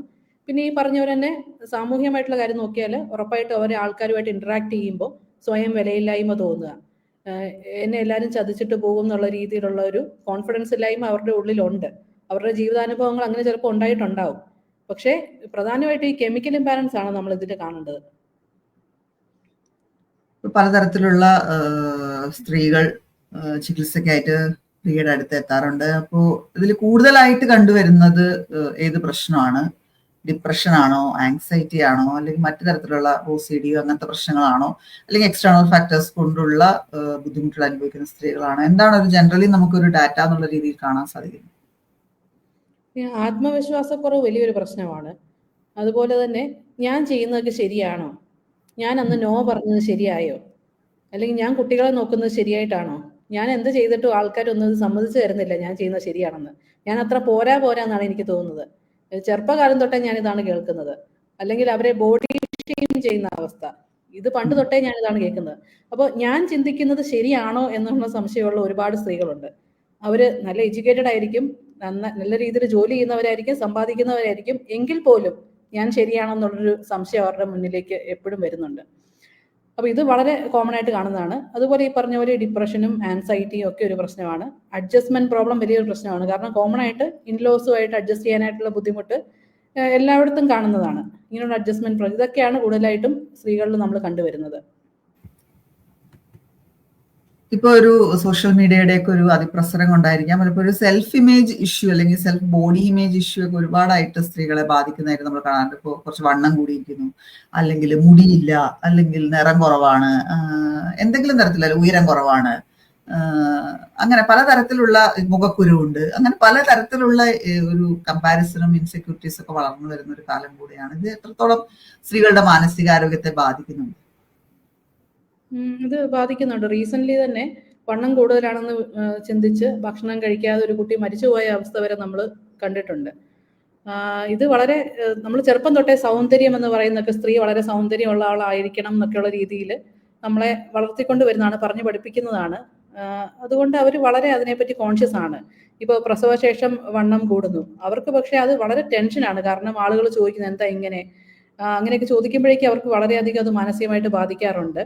അതുപോലെ അവരുടെ നിറത്തെ പറ്റി പറയുന്നതൊക്കെ തന്നെ അവർ ഒരു കോൺഫിഡൻസിനെ ബാധിച്ചിട്ട് ആൾക്കാരുടെ മുമ്പിലേക്ക് പോകാതെ ആൾക്കാരെ ഫേസ് ചെയ്യാൻ തന്നെ മടിക്കുന്ന ഒരുപാട് ആൾക്കാരുണ്ട്. ഇപ്പോൾ അവരുടെ വണ്ണം കൂടി അല്ലെങ്കിൽ കളറിന്റെ പ്രശ്നത്തിന് കല്യാണങ്ങൾക്ക് പോകുന്നില്ല, അല്ലെങ്കിൽ ബന്ധുക്കളെ ഫേസ് ചെയ്യുന്നില്ല, ഇത് എപ്പോഴും കേൾക്കേണ്ടി വരുന്നു എന്നുള്ള രീതിയിൽ എല്ലാവരും അവോയ്ഡ് ചെയ്തിരിക്കുന്ന സ്ത്രീകൾ ഒരുപാട് പേരുണ്ട്. ലഘുവായിട്ടുള്ള ചില ബുദ്ധിമുട്ടുകൾ അല്ലെങ്കിൽ സമ്മർദ്ദം താങ്ങാൻ പറ്റാത്ത അവസ്ഥ, ഇങ്ങനെയുള്ള കാര്യങ്ങളിലൊക്കെ നമുക്ക് പലപ്പോഴും ഒരു മൈൻഡ്ഫുൾനെസ് ഒക്കെ പ്രാക്ടീസ് ചെയ്യാൻ, അല്ലെങ്കിൽ ബ്രീത്തിങ് എക്സസൈസ് ഒക്കെ പ്രാക്ടീസ് ചെയ്യാൻ സൈക്കോളജിസ്റ്റുകൾ സാധാരണ സജസ്റ്റ് ചെയ്യാറുണ്ട്. അപ്പൊ നമുക്ക് പ്രേക്ഷകർക്ക് പറഞ്ഞു കൊടുക്കാൻ പറ്റുന്ന 1-2 ടിപ്സോ അല്ലെങ്കിൽ എന്തെങ്കിലും തരത്തിലുള്ള പ്രോസസ്സുകളോ ഒന്ന് വിശദീകരിക്കാം. നമ്മൾ ഈ മീ ടൈം എന്ന് പറയുന്നത് എന്തായാലും നമുക്ക് എല്ലാവർക്കും ഉപകാരപ്രദമായ ഒന്നാണ്. അതായത് ഞാൻ എനിക്ക് വേണ്ടി തന്നെ എല്ലാ ദിവസവും ഒരു 15 മിനിറ്റ് അല്ലെങ്കിൽ അരമണിക്കൂർ മാറ്റി വെക്കുന്നു. ആ സമയം സമാധാനമായിട്ട് എൻ്റെ വീട്ടിലെ ഉത്തരവാദിത്വവും ജോലിയുടെ ഉത്തരവാദിത്വങ്ങളും ഒന്നും ഞാൻ ചിന്തിക്കാതെ ഞാൻ ഫോണൊക്കെ മാറ്റി വെച്ചിട്ട് എനിക്ക് ഇഷ്ടമുള്ള ഒരു കാര്യത്തിലേക്ക് ഞാൻ ചിലപ്പോൾ റീഡിങ് എനിക്ക് ഇഷ്ടമായിരിക്കും, അല്ലെങ്കിൽ കുറച്ചു നേരം കണ്ണടച്ച് സമാധാനത്തോടെ നമ്മൾ ഇരിക്കുന്നു, നമുക്കൊന്ന് ബ്രീതിങ് ശ്രദ്ധിക്കുന്നു, മെഡിറ്റേഷൻ ചെയ്യുന്നു. യോഗ ഇഷ്ടമുള്ളവർക്ക് അങ്ങനെ ചെയ്യാം. അങ്ങനെ എന്തെങ്കിലുമൊക്കെ ഒരു കാര്യങ്ങൾ ചെയ്തിട്ട്, അല്ലെങ്കിൽ നമുക്ക് എഴുതാൻ ഇഷ്ടമുണ്ടെങ്കിൽ എഴുതാം, ചില ആൾക്കാർക്ക് വരയ്ക്കാൻ ഇഷ്ടമാണ്, അത് ചെയ്യാം. ഇതിൽ കൂടെയൊക്കെ നമ്മൾ കുറേ നേരം നമ്മുടെ ഈ പ്രശ്നങ്ങളിൽ നിന്ന് നമ്മുടെ ശ്രദ്ധ മാറിപ്പോവുകയാണ് ചെയ്യുന്നത്. നമ്മൾ വളരെ ശാന്തമായിട്ട് സമാധാനമായിട്ട് വളരെ മൈൻഡ്ഫുള്ളായിട്ട് ഇഷ്ടമുള്ള കാര്യങ്ങളിൽ എൻഗേജ് ചെയ്യുന്നു. അതിനുശേഷം വളരെയധികം ആശ്വാസം കിട്ടുന്നതായിട്ട് ആൾക്കാർ പറയാറുണ്ട്. പലപ്പോഴും മീ ടൈമിന് പ്രാധാന്യം നമ്മൾ വളരെ കുറവാണ് കൊടുക്കുന്നത്. എല്ലാ കാര്യങ്ങളും കഴിഞ്ഞിട്ടാണ് നമ്മൾ നമ്മളെ കാണുന്നതെന്നുള്ള രീതി ചിന്തിക്കുമ്പോൾ അത് നമ്മുടെ മാനസികാരോഗ്യത്തെ വളരെയധികം ബാധിക്കും. ഇപ്പം മീ ടൈം എന്താണെങ്കിലും വേണം. അതുപോലെ ജേർണൽ ചെയ്യുന്നത് വളരെ എഫക്റ്റീവാണ്. നമുക്ക് ഒരുപാട് സങ്കടങ്ങൾ ഉണ്ടായിരിക്കും, അത് നമുക്ക് എഴുതാനായിട്ട് ശ്രമിക്കാം. അത് എഴുതുമ്പോൾ ഒരാളോട് പറയുന്ന പോലെ ഒന്ന് വെന്റിലേഷൻ കിട്ടുന്ന പോലെയാണ് നമുക്ക് അനുഭവപ്പെടുക. അത് നമുക്ക് ചെയ്യാം. അല്ലെങ്കിൽ ഇന്നത്തെ ദിവസം നടന്ന നല്ല കാര്യങ്ങളെ നമ്മൾ ഗ്രാറ്റിറ്റ്യൂഡ് ജേർണൽ എന്ന് പറയില്ലേ, നമ്മൾ ഗ്രേറ്റ്ഫുൾ ആയിട്ടുള്ള കാര്യങ്ങളെ പറ്റി നമുക്ക് എഴുതി വെക്കാം. അതൊക്കെ നമുക്ക് വളരെ ആശ്വാസം നൽകുന്ന കാര്യങ്ങളാണ്. ഇതൊക്കെ ഒരു ശീലം പോലെ നമ്മൾ ഡെയിലി ചെയ്യുമ്പോഴാണ് നമുക്ക് കുറച്ച് മനസ്സമാധാനം കിട്ടുന്നത്. അല്ലെങ്കിൽ പോസിറ്റീവ് അഫർമേഷൻ നമ്മൾ പറയത്തില്ലേ, എന്നെ കൊണ്ട് ഈ കാര്യങ്ങൾ ചെയ്യാൻ കഴിയും, ഞാനൊരു വാല്യൂ ഉള്ള ഒരാളാണ്, ഞാൻ ജീവിതത്തിൽ ഇത്രയും കാര്യങ്ങൾ നേടിയ ഒരാളാണ്, ഞാൻ സമാധാനമായിട്ട് ഇരിക്കണം, ഞാൻ പേടിക്കരുത് എന്നൊക്കെയുള്ള രീതിയിൽ നമ്മൾ വളരെ പോസിറ്റീവായിട്ട് നമ്മളോട് തന്നെ സംസാരിക്കുന്നതും ഒക്കെ ആ ഒരു ദിവസം മുഴുവൻ നമ്മൾ പോസിറ്റീവായിട്ട് ഇരിക്കാൻ നമ്മളെ സഹായിക്കും. ഇപ്പോഴത്തെ ഒരു കാലത്തിന്റെ ഒരു പ്രശ്നമായിരിക്കാം മൊബൈൽ ഫോൺ അഡിക്ഷൻ, അല്ലെങ്കിൽ ഭയങ്കരമായ എൻലെസ് സ്ക്രോൾ ചെയ്യുന്ന ഒരുപാട് പേരെ നമുക്ക് കാണാൻ സാധിക്കും. ഏത് സമയവും ഫോണിലായിരിക്കുന്നവർ. മറ്റു ജോലികളൊക്കെ അതിന്റെ സൈഡിലൂടെ നടക്കുന്നുണ്ടെങ്കിൽ പോലും കൂടുതൽ സമയവും ഫോണിൽ സ്ക്രോൾ ചെയ്തുകൊണ്ട് പോകുന്ന ഒരു അവസ്ഥ പലപ്പോഴും കാണാറുണ്ട്. അത് സ്ത്രീകളിലും പുരുഷന്മാരിലും നമ്മൾ കാണാറുണ്ട്. അപ്പൊ ഇത്തരത്തിലുള്ള എൻലെസ് സ്ക്രോളിങ്ങിനൊക്കെ നമുക്ക് എന്താണ് ഒരു പരിഹാരമുള്ളത്? ഈ മീ ടൈമിന്റെ കാര്യം പ്രിയ പറഞ്ഞു, എന്നാൽ പോലും നമുക്ക് പ്രാക്ടീസ് ചെയ്യാവുന്ന വേറെ ചില കാര്യങ്ങൾ എന്തൊക്കെയാണ്? എങ്ങനെയാണ് ഈ മൊബൈൽ അഡിക്ഷൻ കുറയ്ക്കാൻ സാധിക്കും? ഈ മൊബൈൽ അഡിക്ഷൻ ചെയ്യുന്ന ഈ ഡിപ്രഷൻ ഉള്ളവർ ഒരുപാട് മൊബൈൽ അഡിക്ഷനിലേക്ക് പോകും. കാരണം അവർ ഇങ്ങനെ അത് സ്ക്രോൾ ചെയ്തുകൊണ്ടേയിരിക്കുന്നു. പലരും സ്ക്രോൾ ചെയ്യുന്നു, പക്ഷെ അതിലുള്ള പലതും കാണാറില്ലെന്ന് അവർ പറയാറുണ്ട്. ഞാൻ സമയം വെറുതെ കളയാണ്, ഞാൻ രാവിലെ തൊട്ട് വൈകുന്നേരം വരെ അല്ലെങ്കിൽ കുറേ സമയം ഇങ്ങനെ സ്ക്രോൾ ചെയ്തുകൊണ്ടേയിരിക്കുന്നു, എൻ്റെ സമയം വെറുതെ പോയി, അതിലുള്ളതൊന്നും ഞാൻ കണ്ടില്ല, ഞാൻ എന്തോ എൻ്റെ കുറവുകളെ പറ്റിയൊക്കെ ആലോചിച്ച് ഒരുപാട് സമയം അങ്ങനെ കളഞ്ഞെന്ന് പറയാറുണ്ട്. അതുപോലെ തന്നെ സ്ക്രോൾ ചെയ്യുന്ന ആൾക്കാരുടെ ഒരു പ്രശ്നം എന്ന് പറയുന്നത്, ഇവർ ചിലപ്പോൾ ന്യൂസുകൾ ചിലപ്പോൾ ഇവർ നോക്കുകയായിരിക്കും, ഞാനൊന്നും മിസ് ചെയ്യുന്നില്ലല്ലോ, അല്ലെങ്കിൽ എന്തെങ്കിലും ഈ കോവിഡ് ഉണ്ടായിരുന്ന സമയത്തൊക്കെ ആൾക്കാരുടെ പ്രശ്നമാണ്, എത്ര കേസുകളായി, എനിക്കിത് വരാൻ പോകാമെന്നുള്ള ആശങ്കകളുണ്ടല്ലോ. അതുപോലെ ഇപ്പോൾ വേണമെങ്കിൽ ഈ സമൂഹത്തിൽ എന്താണ് നടക്കുന്നത്, എന്തൊക്കെ പ്രശ്നങ്ങളാണ്, ഇതൊന്നും ഞാൻ മിസ് ചെയ്ത് പോയില്ലല്ലോ, അല്ലെങ്കിൽ ഇത് കാണുമ്പോൾ എൻ്റെ ജീവിതത്തിൽ ഇങ്ങനെ സംഭവിക്കുമെന്ന് വിചാരിച്ച് കമ്പയർ ചെയ്യുക. ഇങ്ങനെയുള്ള ഒരുപാട് രീതിയിൽ ഈ ഫോൺ സ്ക്രോളിങ് ആളുകളെ ബാധിക്കാറുണ്ട്. അതുപോലെ തന്നെ ആൾക്കാരുമായിട്ട് കമ്പയർ ചെയ്യുക. മറ്റുള്ളവരുടെ എല്ലാം ജീവിതം വളരെ സന്തോഷവും സമാധാനം നിറഞ്ഞതാണ്, എൻ്റെ ഫ്രണ്ട്സ് എല്ലാവരും ഹാപ്പിയാണ്, അവർ എത്രയോ സ്ഥലങ്ങളിൽ യാത്ര പോകുന്നു, അവരുടെ ഫാമിലി എത്ര ഹാപ്പി ആയിട്ടിരിക്കുന്നു, എൻ്റെ വീട്ടിൽ മാത്രം ഇതില്ലല്ലോ എന്നുള്ള രീതിയിൽ പലപ്പോഴും നമ്മൾ കമ്പയർ ചെയ്ത് വിഷമിച്ച് പോകുന്ന അവസ്ഥ. അപ്പോൾ ഈ ഫോൺ സ്ക്രോളിങ് അമിതമാകുമ്പോൾ നമ്മുടെ മെൻ്റൽ ഹെൽത്തിനെ അത് നെഗറ്റീവായിട്ട് ബാധിച്ചു തുടങ്ങും. നമ്മുടെ ഫോണുകളിലൊക്കെ അതിനുള്ള സെറ്റിങ്സ് ഉണ്ട്, നമുക്ക് നോക്കാം എത്ര മണിക്കൂറാണ് നമ്മൾ ഒരു ദിവസം ഈ ഫോൺ ഉപയോഗിക്കുന്നത്, ഏതൊക്കെ ആപ്പുകളാണ് നമ്മൾ ഉപയോഗിക്കുന്നത്, ഏതൊക്കെ നമ്മളെ നെഗറ്റീവായിട്ട് ബാധിക്കുന്നുണ്ടെന്നുള്ളത് നമ്മളൊന്ന് അനലൈസ് ചെയ്താൽ നമുക്ക് മനസ്സിലാക്കാനായിട്ട് പറ്റും. അങ്ങനെ മൈൻഡ്ഫുൾ ആയിട്ട് നമ്മൾ ഇത് സ്ക്രോൾ ചെയ്യുമ്പോൾ മാത്രമാണ് നമുക്കത് ഹെൽത്തി ആയിട്ട് മാറുന്നുള്ളൂ. അപ്പോൾ ആ ഒരു ഫോൺ എത്ര സമയം ഉപയോഗിക്കുന്നുണ്ടെന്ന് നമ്മൾ ടൈം ഒന്ന് പരിശോധിച്ച് നോക്കിയാൽ നമുക്ക് കുറച്ചും കൂടി അതിനെ മാനേജ് ചെയ്യാൻ പറ്റുമെന്ന് തോന്നുന്നു. സ്ത്രീകള് ഒരു 40 വയസ്സ് അല്ലെങ്കിൽ 45 വയസ്സൊക്കെ ആകുമ്പോൾ ഉണ്ടാകുന്ന മറ്റൊരു പ്രശ്നമാണ് എംപ്റ്റി നെസ്റ്റ് സിൻഡ്രോം എന്നോ അല്ലെങ്കിൽ ഒരു മിഡ് ലൈഫ് ക്രൈസിസ് എന്നൊക്കെ നമ്മൾ വിളിക്കുന്ന ചില അവസ്ഥകൾ. അതായത് പ്രത്യേകിച്ച് ഇപ്പൊ കുട്ടികളെ സംബന്ധിച്ചുള്ള ഉത്തരവാദിത്തങ്ങളൊക്കെ ഒരുവിധം ഒതുങ്ങി, എന്നാൽ പ്രത്യേകിച്ച് ഒന്നും ചെയ്യാനുമില്ല എന്നുള്ള അവസ്ഥയിൽ എത്തുമ്പോൾ തോന്നുന്ന ഒരു എന്നെ കൊണ്ട് പ്രത്യേകിച്ച് ഉപയോഗമൊന്നുമില്ലേ എന്നുള്ള ഒരു ചിന്തയിലേക്ക് എത്തുന്ന ഒരുപാട് സ്ത്രീകളുണ്ട്. അപ്പോൾ അത്തരത്തിലുള്ള അവസ്ഥകളിൽ എന്ത് നമുക്ക് ചെയ്യാൻ സാധിക്കും? ചിലപ്പോൾ ചിലർക്ക് ജോലി ഉണ്ടാവില്ല, അല്ലെങ്കിൽ ജോലി കണ്ടെത്താനുള്ള ഒരു അവസ്ഥയോ വിദ്യാഭ്യാസമോ അത്തരം എക്സ്പീരിയൻസുകളോ ഇല്ലാത്തവരായിരിക്കാം. അപ്പൊ അങ്ങനെയുള്ളവർക്ക് എന്തൊക്കെയാണ് ഒരു നമുക്ക് സജസ്റ്റ് ചെയ്യാവുന്ന കുറച്ച് കാര്യങ്ങൾ? ഇത് പാർട്ട്ണറും കൂടി അവരെ സഹായിക്കണം തോന്നുന്നു. കാരണം പല സ്ത്രീകൾക്കും ആ ഒരു പ്രായമൊക്കെ ആകുമ്പോൾ എന്നെ ആർക്കും വേണ്ട, ഇപ്പം ഹസ്ബൻഡിനും വേണ്ട എന്നുള്ള രീതി ചിന്തകൾ വരാറുണ്ട്. മക്കളോട് സംസാരിക്കാൻ മക്കൾ കൂടെ ഉണ്ടാവില്ല, അവരെ വിളിച്ച് സംസാരിക്കാൻ പോലും അവരുടെ തിരക്കിനിടയിൽ ചിലപ്പോൾ അവർക്ക് സമയം ഉണ്ടാവില്ല. അപ്പോൾ ഈ ഹസ്ബൻഡും വൈഫും കൂടെ ചേർന്ന് കുറച്ച് സമയം സ്പെൻഡ് ചെയ്യുക. അവർക്കിപ്പോൾ കോമൺ ആയിട്ടുള്ള ഇൻട്രസ്റ്റുകൾ ഉണ്ടെങ്കിൽ, ഇപ്പോൾ ഉദാഹരണത്തിന് ഗാർഡനിങ് ചിലപ്പോൾ ഇഷ്ടമായിരിക്കും, അങ്ങനെയുള്ള എന്തെങ്കിലും ഒരു കാര്യത്തിലേക്ക് മാറുമ്പോഴേ ഇതൊരു നല്ല രീതിയിൽ പോകാനായിട്ട് പറ്റുള്ളൂ. പലപ്പോഴും ഈ ഗൾഫ് റിട്ടേൺ ആയിട്ടൊക്കെ വരുന്ന ആൾക്കാർ പറയാറുണ്ട്, ഒരുപാട് പേര് അങ്ങനെ ഞാൻ കണ്ടിട്ടുള്ളത്, അവരുടെ ലൈഫ് പുതിയ രീതിയിലേക്ക് മാറി, അതുവരെ ഉണ്ടായിരുന്ന രീതിയേ അല്ല. ഇവിടെ വന്ന് നാട്ടിൽ വന്നിട്ട് പല ആളുകളും പുതിയ ആളുകളല്ല, ചിലപ്പോൾ ബന്ധുക്കളായിരിക്കാം, പക്ഷെ ഇതുവരെ വലിയ കോണ്ടാക്ട് ഇല്ലാത്തവരുമായിട്ട് പുതിയ റിലേഷൻഷിപ്പ് ഫോം ചെയ്യേണ്ടി വരുന്നു.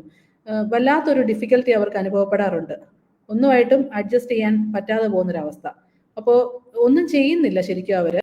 അപ്പോൾ കുറച്ചും കൂടി അവരുടെ ഇൻട്രസ്റ്റുകൾ കണ്ടെത്താനും ഇതുകൊണ്ട് തീർന്നെന്നുള്ള രീതിയിലല്ല, കുറച്ചുകൂടെ മീനിങ് ഫുൾ ആക്കി തീർക്കാനായിട്ട് ഒരു സെൽഫ് ലവ് എന്ന് പറയുന്നത് നമ്മൾ ഉണ്ടാക്കിയെടുത്താൽ മാത്രമേ ആ മീനിങ് ഫുൾനെസ് നമുക്ക് ഉണ്ടാക്കിയെടുക്കാൻ പറ്റുള്ളൂ.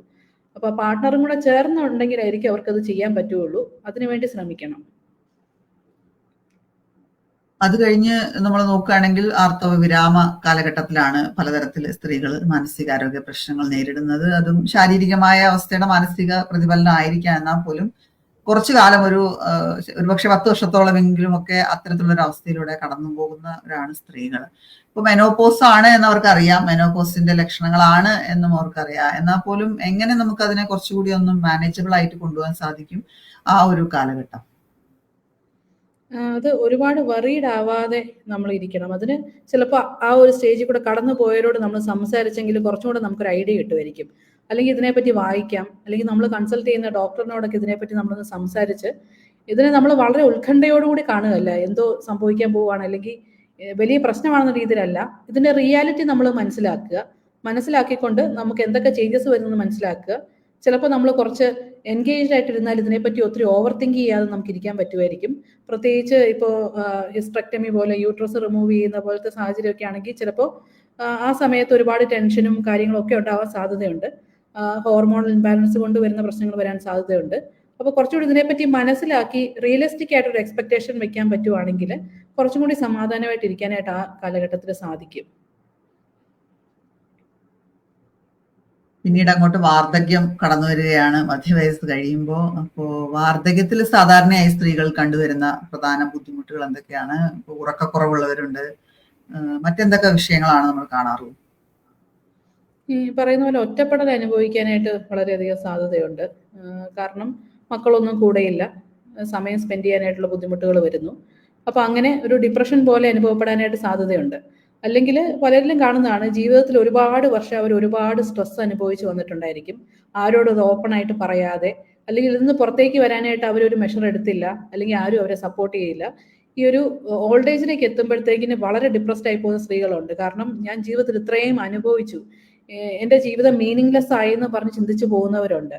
അപ്പോൾ ഇത് ശരിക്കും ഈ മെന്റൽ ഹെൽത്തിന് നമ്മൾ ആദ്യ കാലം തൊട്ടേ പ്രാധാന്യം കൊടുത്തു വരണം.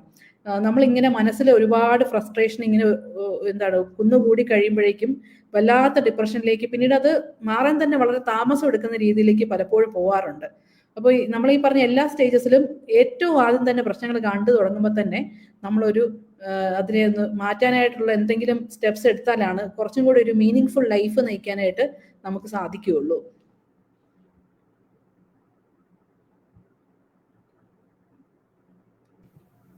കണ്ടുകൊണ്ട് ഇരിക്കുന്നവർക്ക് ആർക്കെങ്കിലും ചോദ്യങ്ങൾ ഉണ്ടെങ്കിൽ നിങ്ങൾക്ക് കമന്റ് ചെയ്യാവുന്നതാണ് ചോദ്യങ്ങൾ. പ്രിയ അതിന് മറുപടി നൽകുന്നതായിരിക്കും. ഇപ്പൊ മാനസികാരോഗ്യ പ്രശ്നങ്ങളെ കുറിച്ച് നമ്മൾ കുറെ അധികം സംസാരിച്ചു. ഒരു സമൂഹം എന്ന നിലയിൽ എങ്ങനെയാണ് ഈ സ്ത്രീകളുടെ മാനസികാരോഗ്യ പ്രശ്നത്തെ കുറച്ചുകൂടി ഒരു അവെയർ ആകേണ്ടത് എന്നാണ് പ്രിയക്ക് തോന്നുന്നത്? ഏതൊക്കെ വിഷയങ്ങളിലാണ് ഒരു ഗ്യാപ്പ് ഉണ്ട് എന്ന് തോന്നുന്നത്? അല്ല, അവർക്ക് ഡിസ്ട്രസ് തോന്നുന്നു, അവർക്കൊരു ബുദ്ധിമുട്ട് തോന്നുന്നു എന്ന് പറഞ്ഞാൽ അത് ഒരിക്കലും ഒരു അഭിനയമായിട്ട് നമുക്കതിനെ എടുക്കാൻ പറ്റില്ല. അതിന് നമ്മൾ വാല്യൂ കൊടുക്കണം. അവർക്ക് എന്തോ ഒരു ബുദ്ധിമുട്ടുണ്ട്, അത് എന്തുകൊണ്ടാണെന്നുള്ള റീസൺ കണ്ടുപിടിക്കണം. ചിലപ്പം ശരീരത്തിന്റെ എന്തെങ്കിലും പ്രശ്നമാകാം, അല്ലെങ്കിൽ മനസ്സിന്റെ പ്രശ്നമാകാം. അതെന്താണെന്നുള്ളത് നമ്മൾ മനസ്സിലാക്കി സപ്പോർട്ട് ചെയ്യണം. ഇത് പറയുമ്പോൾ ചിലപ്പോൾ ചില കാര്യങ്ങളിൽ അഭിനയമാണോ എന്ന് നമുക്കറിയില്ല. കാരണം പേഴ്സണാലിറ്റി ഡിസോർഡർ പോലുള്ള കാര്യങ്ങളിൽ ചിലപ്പോൾ അഭിനയമാകാം. അപ്പൊ അങ്ങനെയാണെങ്കിലും എന്തുകൊണ്ടെന്നുള്ളത് നമ്മൾ കണ്ടെത്തിയിട്ട് അത് പരിഹരിക്കാനായിട്ട് ശ്രമിക്കണം. ഇപ്പൊ പലപ്പോഴും കള്ളം പറയുന്ന കുട്ടികൾ, പെൺകുട്ടികൾ ചിലപ്പോൾ ഉണ്ടായിരിക്കും, അല്ലെങ്കിൽ അങ്ങനെയൊക്കെ പ്രശ്നങ്ങളുണ്ട്. അപ്പം അത് എന്തുകൊണ്ടാണ്? ചിലപ്പോൾ ആ ഫാമിലിയിലുള്ള എന്തെങ്കിലും പ്രശ്നങ്ങളാണോ, അവർക്ക് സപ്പോർട്ട് കിട്ടാതെ വരുന്നത് കൊണ്ട് അവർ പുറത്ത് സ്നേഹം തേടി പോകുന്നതാണോ, എന്താണെന്ന് പ്രശ്നം എന്നുള്ളത് നമ്മൾ മനസ്സിലാക്കണം. എല്ലാ പുരുഷന്മാരിലാണ് സ്ത്രീകളിലാണെങ്കിലും അവർക്ക് എന്തോ ഡിസ്ട്രസ് ഉണ്ട്.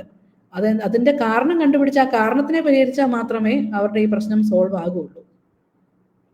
ഇപ്പൊ നമ്മൾ ഒരുപാട് എക്സ്ട്രാ മാരിറ്റൽ അഫെയർ ഉള്ള വിഷയങ്ങൾ കാണാറുണ്ട്. അല്ലെങ്കിൽ ഇപ്പോ ഇത്തരത്തിലുള്ള രീതികളിലേക്ക് സ്ത്രീകൾ പ്രധാനമായിട്ടും പോകുന്നതിന്റെ കാരണമായി തോന്നുന്നത് എന്താണ്? വന്നൊരു രോഗികളുടെയൊക്കെ അല്ലെങ്കിൽ ഒരു കേസുകളുടെയൊക്കെ ഒരു അടിസ്ഥാനത്തിൽ നോക്കുകയാണെങ്കിൽ സ്ത്രീകളിൽ എക്സ്ട്രാ മാരിറ്റൽ അഫെയർസിന് കൂടുതൽ കാരണമാകുന്നത് എന്താണ്? വളരെ സ്ട്രിക്റ്റ് ആയിട്ടുള്ള ഒരു ഹസ്ബൻഡ് ആണെന്ന് വിചാരിക്കുക. ഇവരെ ഒന്നിനും സ്വാതന്ത്ര്യം കൊടുക്കുന്നില്ല.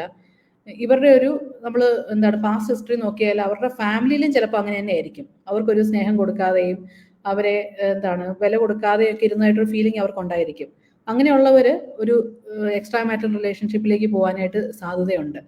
അപ്പോൾ ആ ഒരു കെയർ കിട്ടാതെ വരുന്ന ഒരു പ്രശ്നം അവിടെ ചിലപ്പോൾ ഒരു വിഷയമായിരിക്കാം. അല്ലെങ്കിൽ ചിലപ്പോൾ പേഴ്സണാലിറ്റി ഡിസോർഡർ പോലെ വ്യക്തിത്വ വൈകല്യം അവർക്ക് ചെറിയ പ്രായം തൊട്ടേ ഉണ്ടാവും. അവർക്ക് റിലേഷൻഷിപ്പ് മെയിൻറ്റെയിൻ ചെയ്ത് കൊണ്ടുപോകാൻ പറ്റില്ല, പെട്ടെന്ന് പിണങ്ങുകയും ഒരു റിലേഷൻഷിപ്പ് അവസാനിപ്പിച്ച് മറ്റൊരു റിലേഷൻഷിപ്പ് പോവുകയും ചെയ്യുന്ന അവസ്ഥ.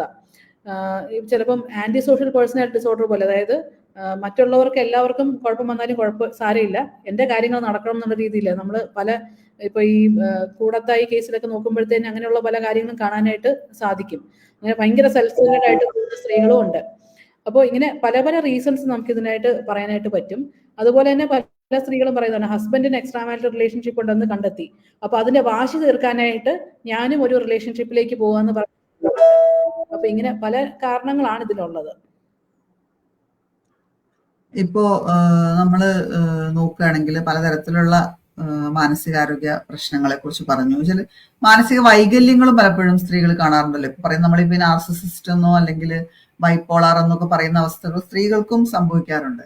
അപ്പൊ അതുകൊണ്ട് ബാക്കിയുള്ള ആളുകൾക്ക് പ്രശ്നം വരാറുണ്ട്. പലപ്പോഴും അമ്മായിമ്മ മരുമകൾക്കിടയിലുള്ള പ്രശ്നങ്ങൾ, അല്ലെങ്കിൽ നാത്തൂന്മാർ തമ്മിലുള്ള പ്രശ്നങ്ങൾ, ഇത്തരത്തിലുള്ള പ്രശ്നങ്ങളൊക്കെ നമ്മൾ കാണുന്നത് പലപ്പോഴും അതിന്റെ അടിസ്ഥാനം എന്ന് പറയുന്നത് എന്തെങ്കിലും തരത്തിലുള്ള ഒരു മാനസിക വൈകല്യം ആകാറുണ്ട്. അപ്പൊ ഇത്തരം വിഷയങ്ങളെ കുറിച്ച് എന്താണ് തോന്നുന്നത്? ഈ ബൈപോളാർ ഡിസോർഡർ എന്ന് പറയുന്നത് ഒരു തലച്ചോറിലെ കെമിക്കൽ ഇംബാലൻസ് കൊണ്ട്, സെറോട്ടോണിൻ എന്നൊക്കെ പറയുന്ന കെമിക്കൽ ഇംബാലൻസ് കൊണ്ട് വരുന്നതാണ്.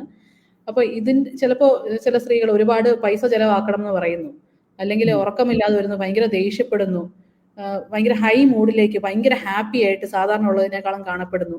ഇതൊക്കെ ആ ബൈപോളാർ ഡിസോർഡറിന്റെ ലക്ഷണങ്ങളായിരിക്കാം. അപ്പൊ ഇതിന് നമ്മൾ അവരുമായിട്ട് വഴക്കുണ്ടാക്കുകയല്ല, അവർക്ക് ചികിത്സ ഉറപ്പാക്കുകയാണ് വേണ്ടത്.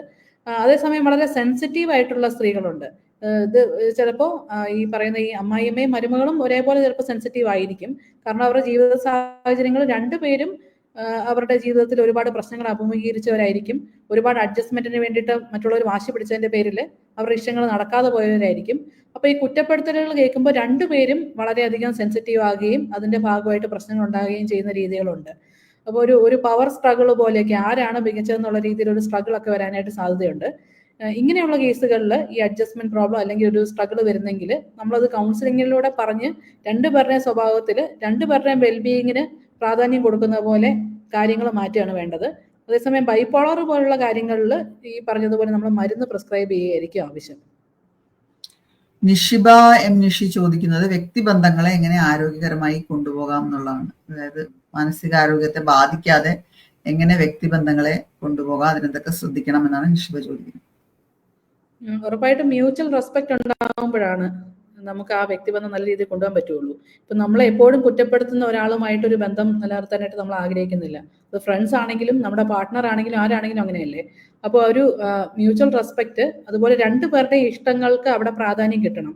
ഒരാളുടെ മാത്രം ഇഷ്ടം, ഇപ്പൊ നമ്മുടെ ഫ്രണ്ട്സ് ആണെങ്കിലും പാർട്ട്ണർ ആണെങ്കിലും ആരാണെങ്കിലും ഒരാളുടെ ഇഷ്ടം മാത്രം നടക്കുന്നു, മറ്റേ ആൾ എപ്പോഴും അഡ്ജസ്റ്റ് ചെയ്യുന്നുള്ള രീതിയാണ് വരുന്നതെങ്കിൽ അവിടെ ആ റിലേഷൻഷിപ്പിന് ഒരു മീനിങ് ഉള്ളതായിട്ട് നമുക്ക് തോന്നുന്നില്ല. അപ്പൊ ഈ രീതിയിൽ രണ്ടുപേരുടെയും വ്യക്തിത്വത്തിന് പ്രാധാന്യം കിട്ടുന്ന പോലെ രണ്ടുപേർക്കും ഒരു ശ്വാസം മുട്ടലില്ലാതെ രണ്ടുപേർക്കും സമാധാനമായിട്ട് പോകാൻ പറ്റുന്ന ബന്ധങ്ങളാണ് നമുക്ക് ഹെൽത്തി എന്ന് പറയാനായിട്ട് പറ്റുന്നത്. അപ്പൊ ആ ഒരു മ്യൂച്വൽ അണ്ടർസ്റ്റാൻഡിങ്ങിൽ ബന്ധങ്ങൾ കൊണ്ടുപോകണം. ഈ മാനസികാരോഗ്യ സംബന്ധമായിട്ട് അല്ലെങ്കിൽ വ്യക്തിബന്ധങ്ങളുടെ കാര്യം പറഞ്ഞതുപോലെ തന്നെ ഇത്തരം കാര്യങ്ങളിലൊക്കെ കുറച്ചുകൂടി ഒരു അവയർനെസ് പരിപാടികൾ നമ്മുടെ സമൂഹത്തിൽ നടക്കുന്നുണ്ടോ? സർക്കാർ തലത്തിൽ എന്തെങ്കിലും ഇത്തരത്തിലുള്ള പരിപാടികൾ നടക്കുന്നുണ്ടോ? എന്താണ് അതിനെ കുറിച്ചുള്ള ഒരു അറിവ്? മുൻപത്തേതിലും ഇപ്പോൾ ആക്റ്റീവ് ആണ് കാര്യങ്ങൾ, കുറെ കൂടെ അവയർനെസ്സുകൾ നടക്കുന്നുണ്ട്. ഇപ്പോൾ സർക്കാരിന് ഇതാണ് ലഹരി വിമുക്ത രീതിയിലേക്ക് കാര്യങ്ങൾ പോകാനായിട്ടൊക്കെ ഒരുപാട് സൗകര്യങ്ങളൊക്കെ ഉണ്ട്. പക്ഷേ ഈ ഫാമിലി പ്രോബ്ലത്തിന്റെ ഒക്കെ കേസുകൾ വരുമ്പോഴത്തേക്കിനും എത്ര പേര് ഇത് പുറത്ത് പറയുന്നുണ്ടെന്നുള്ളതാണ് നമ്മുടെ ഒരു പ്രശ്നം. ഇപ്പോൾ ഡൊമസ്റ്റിക് വയലൻസുകൾ പലയിടത്തും നടക്കുന്നുണ്ട്, പക്ഷെ പലരും അത് പുറത്ത് പറയാനായിട്ട് റെഡിയല്ല. കാരണം നാട്ടുകാർ, സമൂഹം ഇതെങ്ങനെ കാണും എന്നുള്ള രീതിയിൽ വലിയ ടെൻഷനുണ്ട്. പലപ്പോഴും ആളുകൾ പറഞ്ഞു കേൾക്കുന്നതാണ്, ഇപ്പോൾ സ്റ്റെപ്പിൽ നിന്ന് വീണിട്ട് ഹോസ്പിറ്റലിൽ പോയെന്ന് പറയുന്നത്. ചിലപ്പോൾ അവിടെ വീട്ടിൽ നടന്ന വലിയ വഴക്കിന്റെ ഭാഗമായിട്ടായിരിക്കും അവർ ഹോസ്പിറ്റലിലേക്ക് എത്തിയത്, പക്ഷെ ഇതവിടെ അവർ തുറന്നു പറയാൻ റെഡി ആവത്തില്ല. അധികവും ഇങ്ങനെ ഈ ഇൻഡിവിജ്വൽ ആയിട്ടുള്ള പ്രോബ്ലംസ് പിന്നെയും നമുക്ക് കുറെ കൂടെ ട്രീറ്റ്മെന്റുകൾ നടക്കുന്നുണ്ട്, പ്രത്യേകിച്ച് കുട്ടികളുടെ കാര്യം. അല്ലെങ്കിൽ ഇപ്പോൾ സപ്പോർട്ടീവ് ആയിട്ടുള്ള ഒരു പാർട്ട്ണർ ആണെങ്കിൽ ട്രീറ്റ്മെന്റിന് അവർ കൊണ്ടുപോകുന്നുണ്ട്. പക്ഷേ ഈ ഫാമിലി പ്രോബ്ലം, ഈ സംശയരോഗം പോലുള്ള കാര്യങ്ങൾ പലപ്പോഴും നമുക്കത് ചികിത്സ ഇല്ലാതെ മാറ്റാനാണ് ഇവർ ആഗ്രഹിക്കുന്നത്. പക്ഷേ ഇത് ചികിത്സ ഇല്ലാതെ മാറ്റാൻ പറ്റില്ല എന്നുള്ളൊരു സത്യമുണ്ട്. അതിപ്പോൾ ഈ പോലീസ് സ്റ്റേഷനിലൊക്കെ ചിലപ്പോൾ എത്തുന്ന കേസുകളുണ്ട്, ഈ വഴക്കുകളും പ്രശ്നങ്ങളും നടന്ന്. പക്ഷെ അവിടെ ചെന്നിട്ട് ഇത് ഇവർ ഡിനൈ ചെയ്യുന്നു, ഒന്നും നടന്നിട്ടില്ല എന്നുള്ള രീതിയിൽ ഡിനൈ ചെയ്യുകയും അതൊരു ട്രീറ്റ്മെന്റിലേക്ക് എത്താനായിട്ട് പലപ്പോഴും ഇവരൊരു വീട്ടിലുള്ളവർ തന്നെ, ഇവർ അനുഭവിക്കുന്നവർ തന്നെ അതിനുള്ളൊരു മുൻകൈ എടുക്കുന്നില്ലെന്നൊരു പ്രശ്നമുണ്ട്. ഇപ്പൊ ഈ ഡൊമസ്റ്റിക് വയലൻസിനെ കുറിച്ചൊക്കെ നമ്മൾ പറയുകയാണെങ്കിൽ സിംഗിൾ മദേഴ്സിന് അല്ലെങ്കിൽ ഡിവോഴ്സ്ഡ് ആയ ശേഷമുള്ള സ്ത്രീകളുടെ ഒരു ജീവിതത്തെ കുറിച്ചുകൂടി നമ്മൾ പറയേണ്ടിയിരിക്കുന്നു. അത് വലിയൊരു മാനസിക സമ്മർദ്ദം ഉണ്ടാക്കുന്ന ഒരു കാലഘട്ടം തന്നെയാണ്. അപ്പൊ അത്തരം സാഹചര്യങ്ങളിലൂടെ കടന്നു പോകുന്ന സ്ത്രീകൾക്ക് എന്തൊക്കെ കാര്യങ്ങളിൽ ശ്രദ്ധിക്കാൻ സാധിക്കും ഒരു മാനസിക നില സംയമനത്തോടെ നിലനിർത്തിക്കൊണ്ടുപോകാൻ? ഒരു ഇൻകം ഉണ്ടാവുക എന്നുള്ളത് വളരെ പ്രധാനമാണ്. പലപ്പോഴും അവരുടെ മാനസികാരോഗ്യം നോക്കാൻ പറ്റാത്തതോ അല്ലെങ്കിൽ ഒരു നോ പറയാൻ പറ്റാത്തതോ പലപ്പോഴും പലരിലും ഒരു ഡിപ്പെൻഡൻ്റ് ആണെന്നുള്ള ഒരു പ്രശ്നം അവിടെ ഉണ്ട്. അപ്പോൾ എന്താണെങ്കിലും ഒരു ജോലി ഉണ്ടാവുക, സ്വന്തം വില മനസ്സിലാക്കുക എന്നുള്ള രീതിയിൽ സ്ത്രീകൾ മാറുകയാണെങ്കിൽ, ഇപ്പോൾ ചില സാഹചര്യങ്ങളിൽ ഡിവോഴ്സ് എന്ന് പറയുന്നത് അത് ഇല്ലാതെ പറ്റില്ല എന്നുള്ള ചില സാഹചര്യങ്ങൾ വരും. ഇപ്പോൾ ലഹരിക്ക് അടിമയായിട്ടുള്ള പാർട്ട്ണറാണ്, അല്ലെങ്കിൽ എക്സ്ട്രാ മാരിറ്റൽ റിലേഷൻഷിപ്പ് ഉണ്ട്, അല്ലെങ്കിൽ സംശയ രോഗമാണെന്നൊക്കെ വരുമ്പോൾ ആ ഒരു റിലേഷൻഷിപ്പ് മുന്നോട്ട് കൊണ്ടുപോകാൻ ഒരു വിധത്തിൽ സാധിക്കില്ല എന്ന് വരും. അല്ലെങ്കിൽ ഡൊമസ്റ്റിക് വയലൻസ് പോലെയാണെങ്കിൽ. അപ്പോൾ ഒരു സ്വന്തമായിട്ടൊരു ആത്മധൈര്യം ഉണ്ടാക്കിയെടുത്ത് ഒരു സിംഗിൾ മദറായിട്ട് ചിലപ്പോൾ മുന്നോട്ട് പോകേണ്ടതായിട്ട് വരും. കാരണം അപ്പോഴായിരിക്കും കുറച്ചും കൂടി അറ്റ്ലീസ്റ്റ് ഒരു ബെറ്റർ ആയിട്ട് കുട്ടികൾക്ക് എന്തെങ്കിലും കോൺട്രിബ്യൂട്ട് ചെയ്യാൻ പറ്റുന്നത്. അപ്പോൾ ഒരു ജോലിയും സ്വന്തം കഴിവിനെ പറ്റി മനസ്സിലാക്കുകയും ചെയ്യുന്ന രീതിയിലേക്ക് അവർ മാറണം. പലപ്പോഴും ഈ റീബോണ്ടിങ് എന്നൊക്കെ പറയാവുന്ന തരത്തിലുള്ള റിലേഷൻഷിപ്പ് നമ്മൾ കാണാറുണ്ട്. പ്രത്യേകിച്ച് ഒരു ഡിവോഴ്സ് അല്ലെങ്കിൽ ഒരു ബ്രേക്കപ്പ് ഒക്കെ സംഭവിക്കുമ്പോൾ ബന്ധങ്ങളിൽ ഈ പെട്ടെന്നുള്ള ഈ ഒരു ചാട്ടം എന്നുള്ളതിനെ ഒരു സൈക്കോളജിസ്റ്റ് എന്നുള്ള രീതിയിൽ എങ്ങനെ പ്രിയ നോക്കി കാണും? അതിനൊരു ടൈം കൊടുക്കേണ്ടതില്ലേ എന്ന് തോന്നാറുണ്ടോ? എടുത്തുചാട്ടം കൂടുതലുള്ള ആളുകളാണ് പെട്ടെന്ന് അത് അവസാനിപ്പിച്ച് പോകുന്നത്. കാരണം അവരുടെ ചെറുപ്പം തൊട്ടേ അവർ ഒരുപാട് ക്രിറ്റിസിസം കേട്ട് വളരുകയും അവരൊരു സ്വന്തം വിലയില്ലാതിരിക്കുകയൊക്കെ ചെയ്യുന്നവരായിരിക്കും. അവർക്ക് എന്തെങ്കിലും ഒരു റിലേഷൻഷിപ്പിൽ ഒരു പ്രശ്നം വരുമ്പോൾ എല്ലാം അവസാനിച്ച് ഇനി ഇത് മുന്നോട്ട് കൊണ്ടുപോകാൻ കഴിയുന്നില്ല എന്നുള്ള രീതിയിൽ എടുത്തു ചാടി അവർ പ്രവർത്തിക്കും. ഒരു ചെറിയ പ്രശ്നം വരുമ്പോൾ ചിലപ്പോൾ ഇതാണ് എല്ലാത്തിൻ്റെ അവസാനം എന്നുള്ള രീതിയിൽ അവർ കൺക്ലൂഡ് ചെയ്യാനായിട്ട് സാധ്യതയുണ്ട്. ഇപ്പോൾ ഉദാഹരണത്തിന് പാർട്ട്ണർ അവരെ കളിയാക്കി സംസാരിച്ചു, ഇങ്ങനെ സംസാരിക്കാൻ പാടില്ല, ഇത് തെറ്റാണ്, ഇത് ഒരിക്കലും ചെയ്യാൻ പാടില്ലെന്ന് പറഞ്ഞിട്ട് ഇനി ഇത് മുന്നോട്ട് കൊണ്ടുപോകാൻ പറ്റുന്ന രീതിയിൽ തന്നെ പറ്റില്ല എന്നൊക്കെ രീതിയിൽ ചിന്തിച്ചു പോകാം. അപ്പം അങ്ങനെ വരുന്നത് കൊണ്ട് അങ്ങനെ എടുത്തുചാട്ടം നമ്മൾ കുറച്ച് സമയം ഉറപ്പായിട്ടും കൊടുക്കണം. കാരണം ഏത് റിലേഷൻഷിപ്പും അങ്ങനെയാണ്, പ്രശ്നങ്ങൾ വരാനായിട്ട് സാധ്യതയുണ്ട്. പക്ഷെ എത്ര നാൾ നമ്മൾ വെയിറ്റ് ചെയ്യുന്നു? കാരണം ഈ പേഴ്സണാലിറ്റി ഡിസോർഡർ പോലെയൊക്കെ വളരെ അധികം സ്വന്തം കാര്യങ്ങളൊക്കെ നോക്കുക, അല്ലെങ്കിൽ ദേഷ്യവും ഡൊമസ്റ്റിക് വയലൻസും ഒക്കെ വരുമ്പോൾ നമ്മൾ എത്ര കാലം വെയിറ്റ് ചെയ്യാം എന്നുള്ളൊരു പ്രശ്നം കൂടി അതിൻ്റെ അകത്തുണ്ട്. നമ്മൾ ഓരോ തവണയും സാരമില്ല ശരിയാവും എന്ന് പറഞ്ഞ് പോകുമ്പോൾ ചിലപ്പോൾ വലിയ അപകടത്തിലേക്ക് പോകാം. അത് നമ്മൾ നോക്കിയിട്ട് വേണം അതിൻ്റെ ഒരു തീരുമാനം എടുക്കാനായിട്ട്.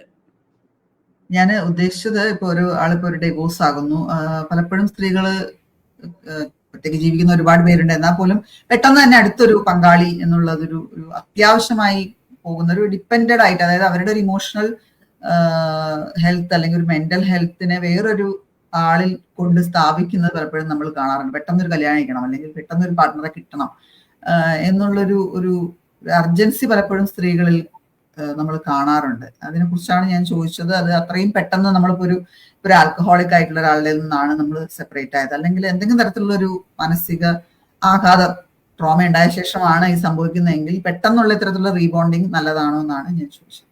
അല്ല, അത് ചിലപ്പോൾ അത് അപകടകരമാവാറുണ്ട്. കാരണം ഇയാളിൽ നിന്ന് രക്ഷപ്പെട്ടു, അപ്പോൾ എനിക്ക് സൊസൈറ്റിയെ കാണിക്കണം എന്നുള്ള രീതിയിൽ ചിലപ്പോൾ എനിക്ക് സർവൈവ് ചെയ്യാൻ പറ്റുമെന്ന് കാണിക്കാൻ വേണ്ടിയിട്ട് ചിലപ്പോൾ ഒന്നും ആലോചിക്കാതെ ഒരാളെ മനസ്സിലാക്കാതെ റിലേഷൻഷിപ്പിലേക്ക് പോകുന്ന ആൾക്കാരുണ്ട്. അല്ലെങ്കിൽ ഒറ്റയ്ക്ക് ജീവിച്ചു കഴിഞ്ഞാൽ സമൂഹത്തിൽ അപകടമാണെന്ന് വിചാരിച്ചിട്ട് എടുത്തു ചാടി പോകുന്നവരുണ്ട്.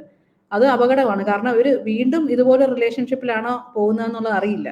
ഒരു സമയം എടുത്ത് ഒരാളെ മനസ്സിലാക്കിയിട്ട് മുന്നോട്ട് പോകുന്നതായിരിക്കും നല്ലത്.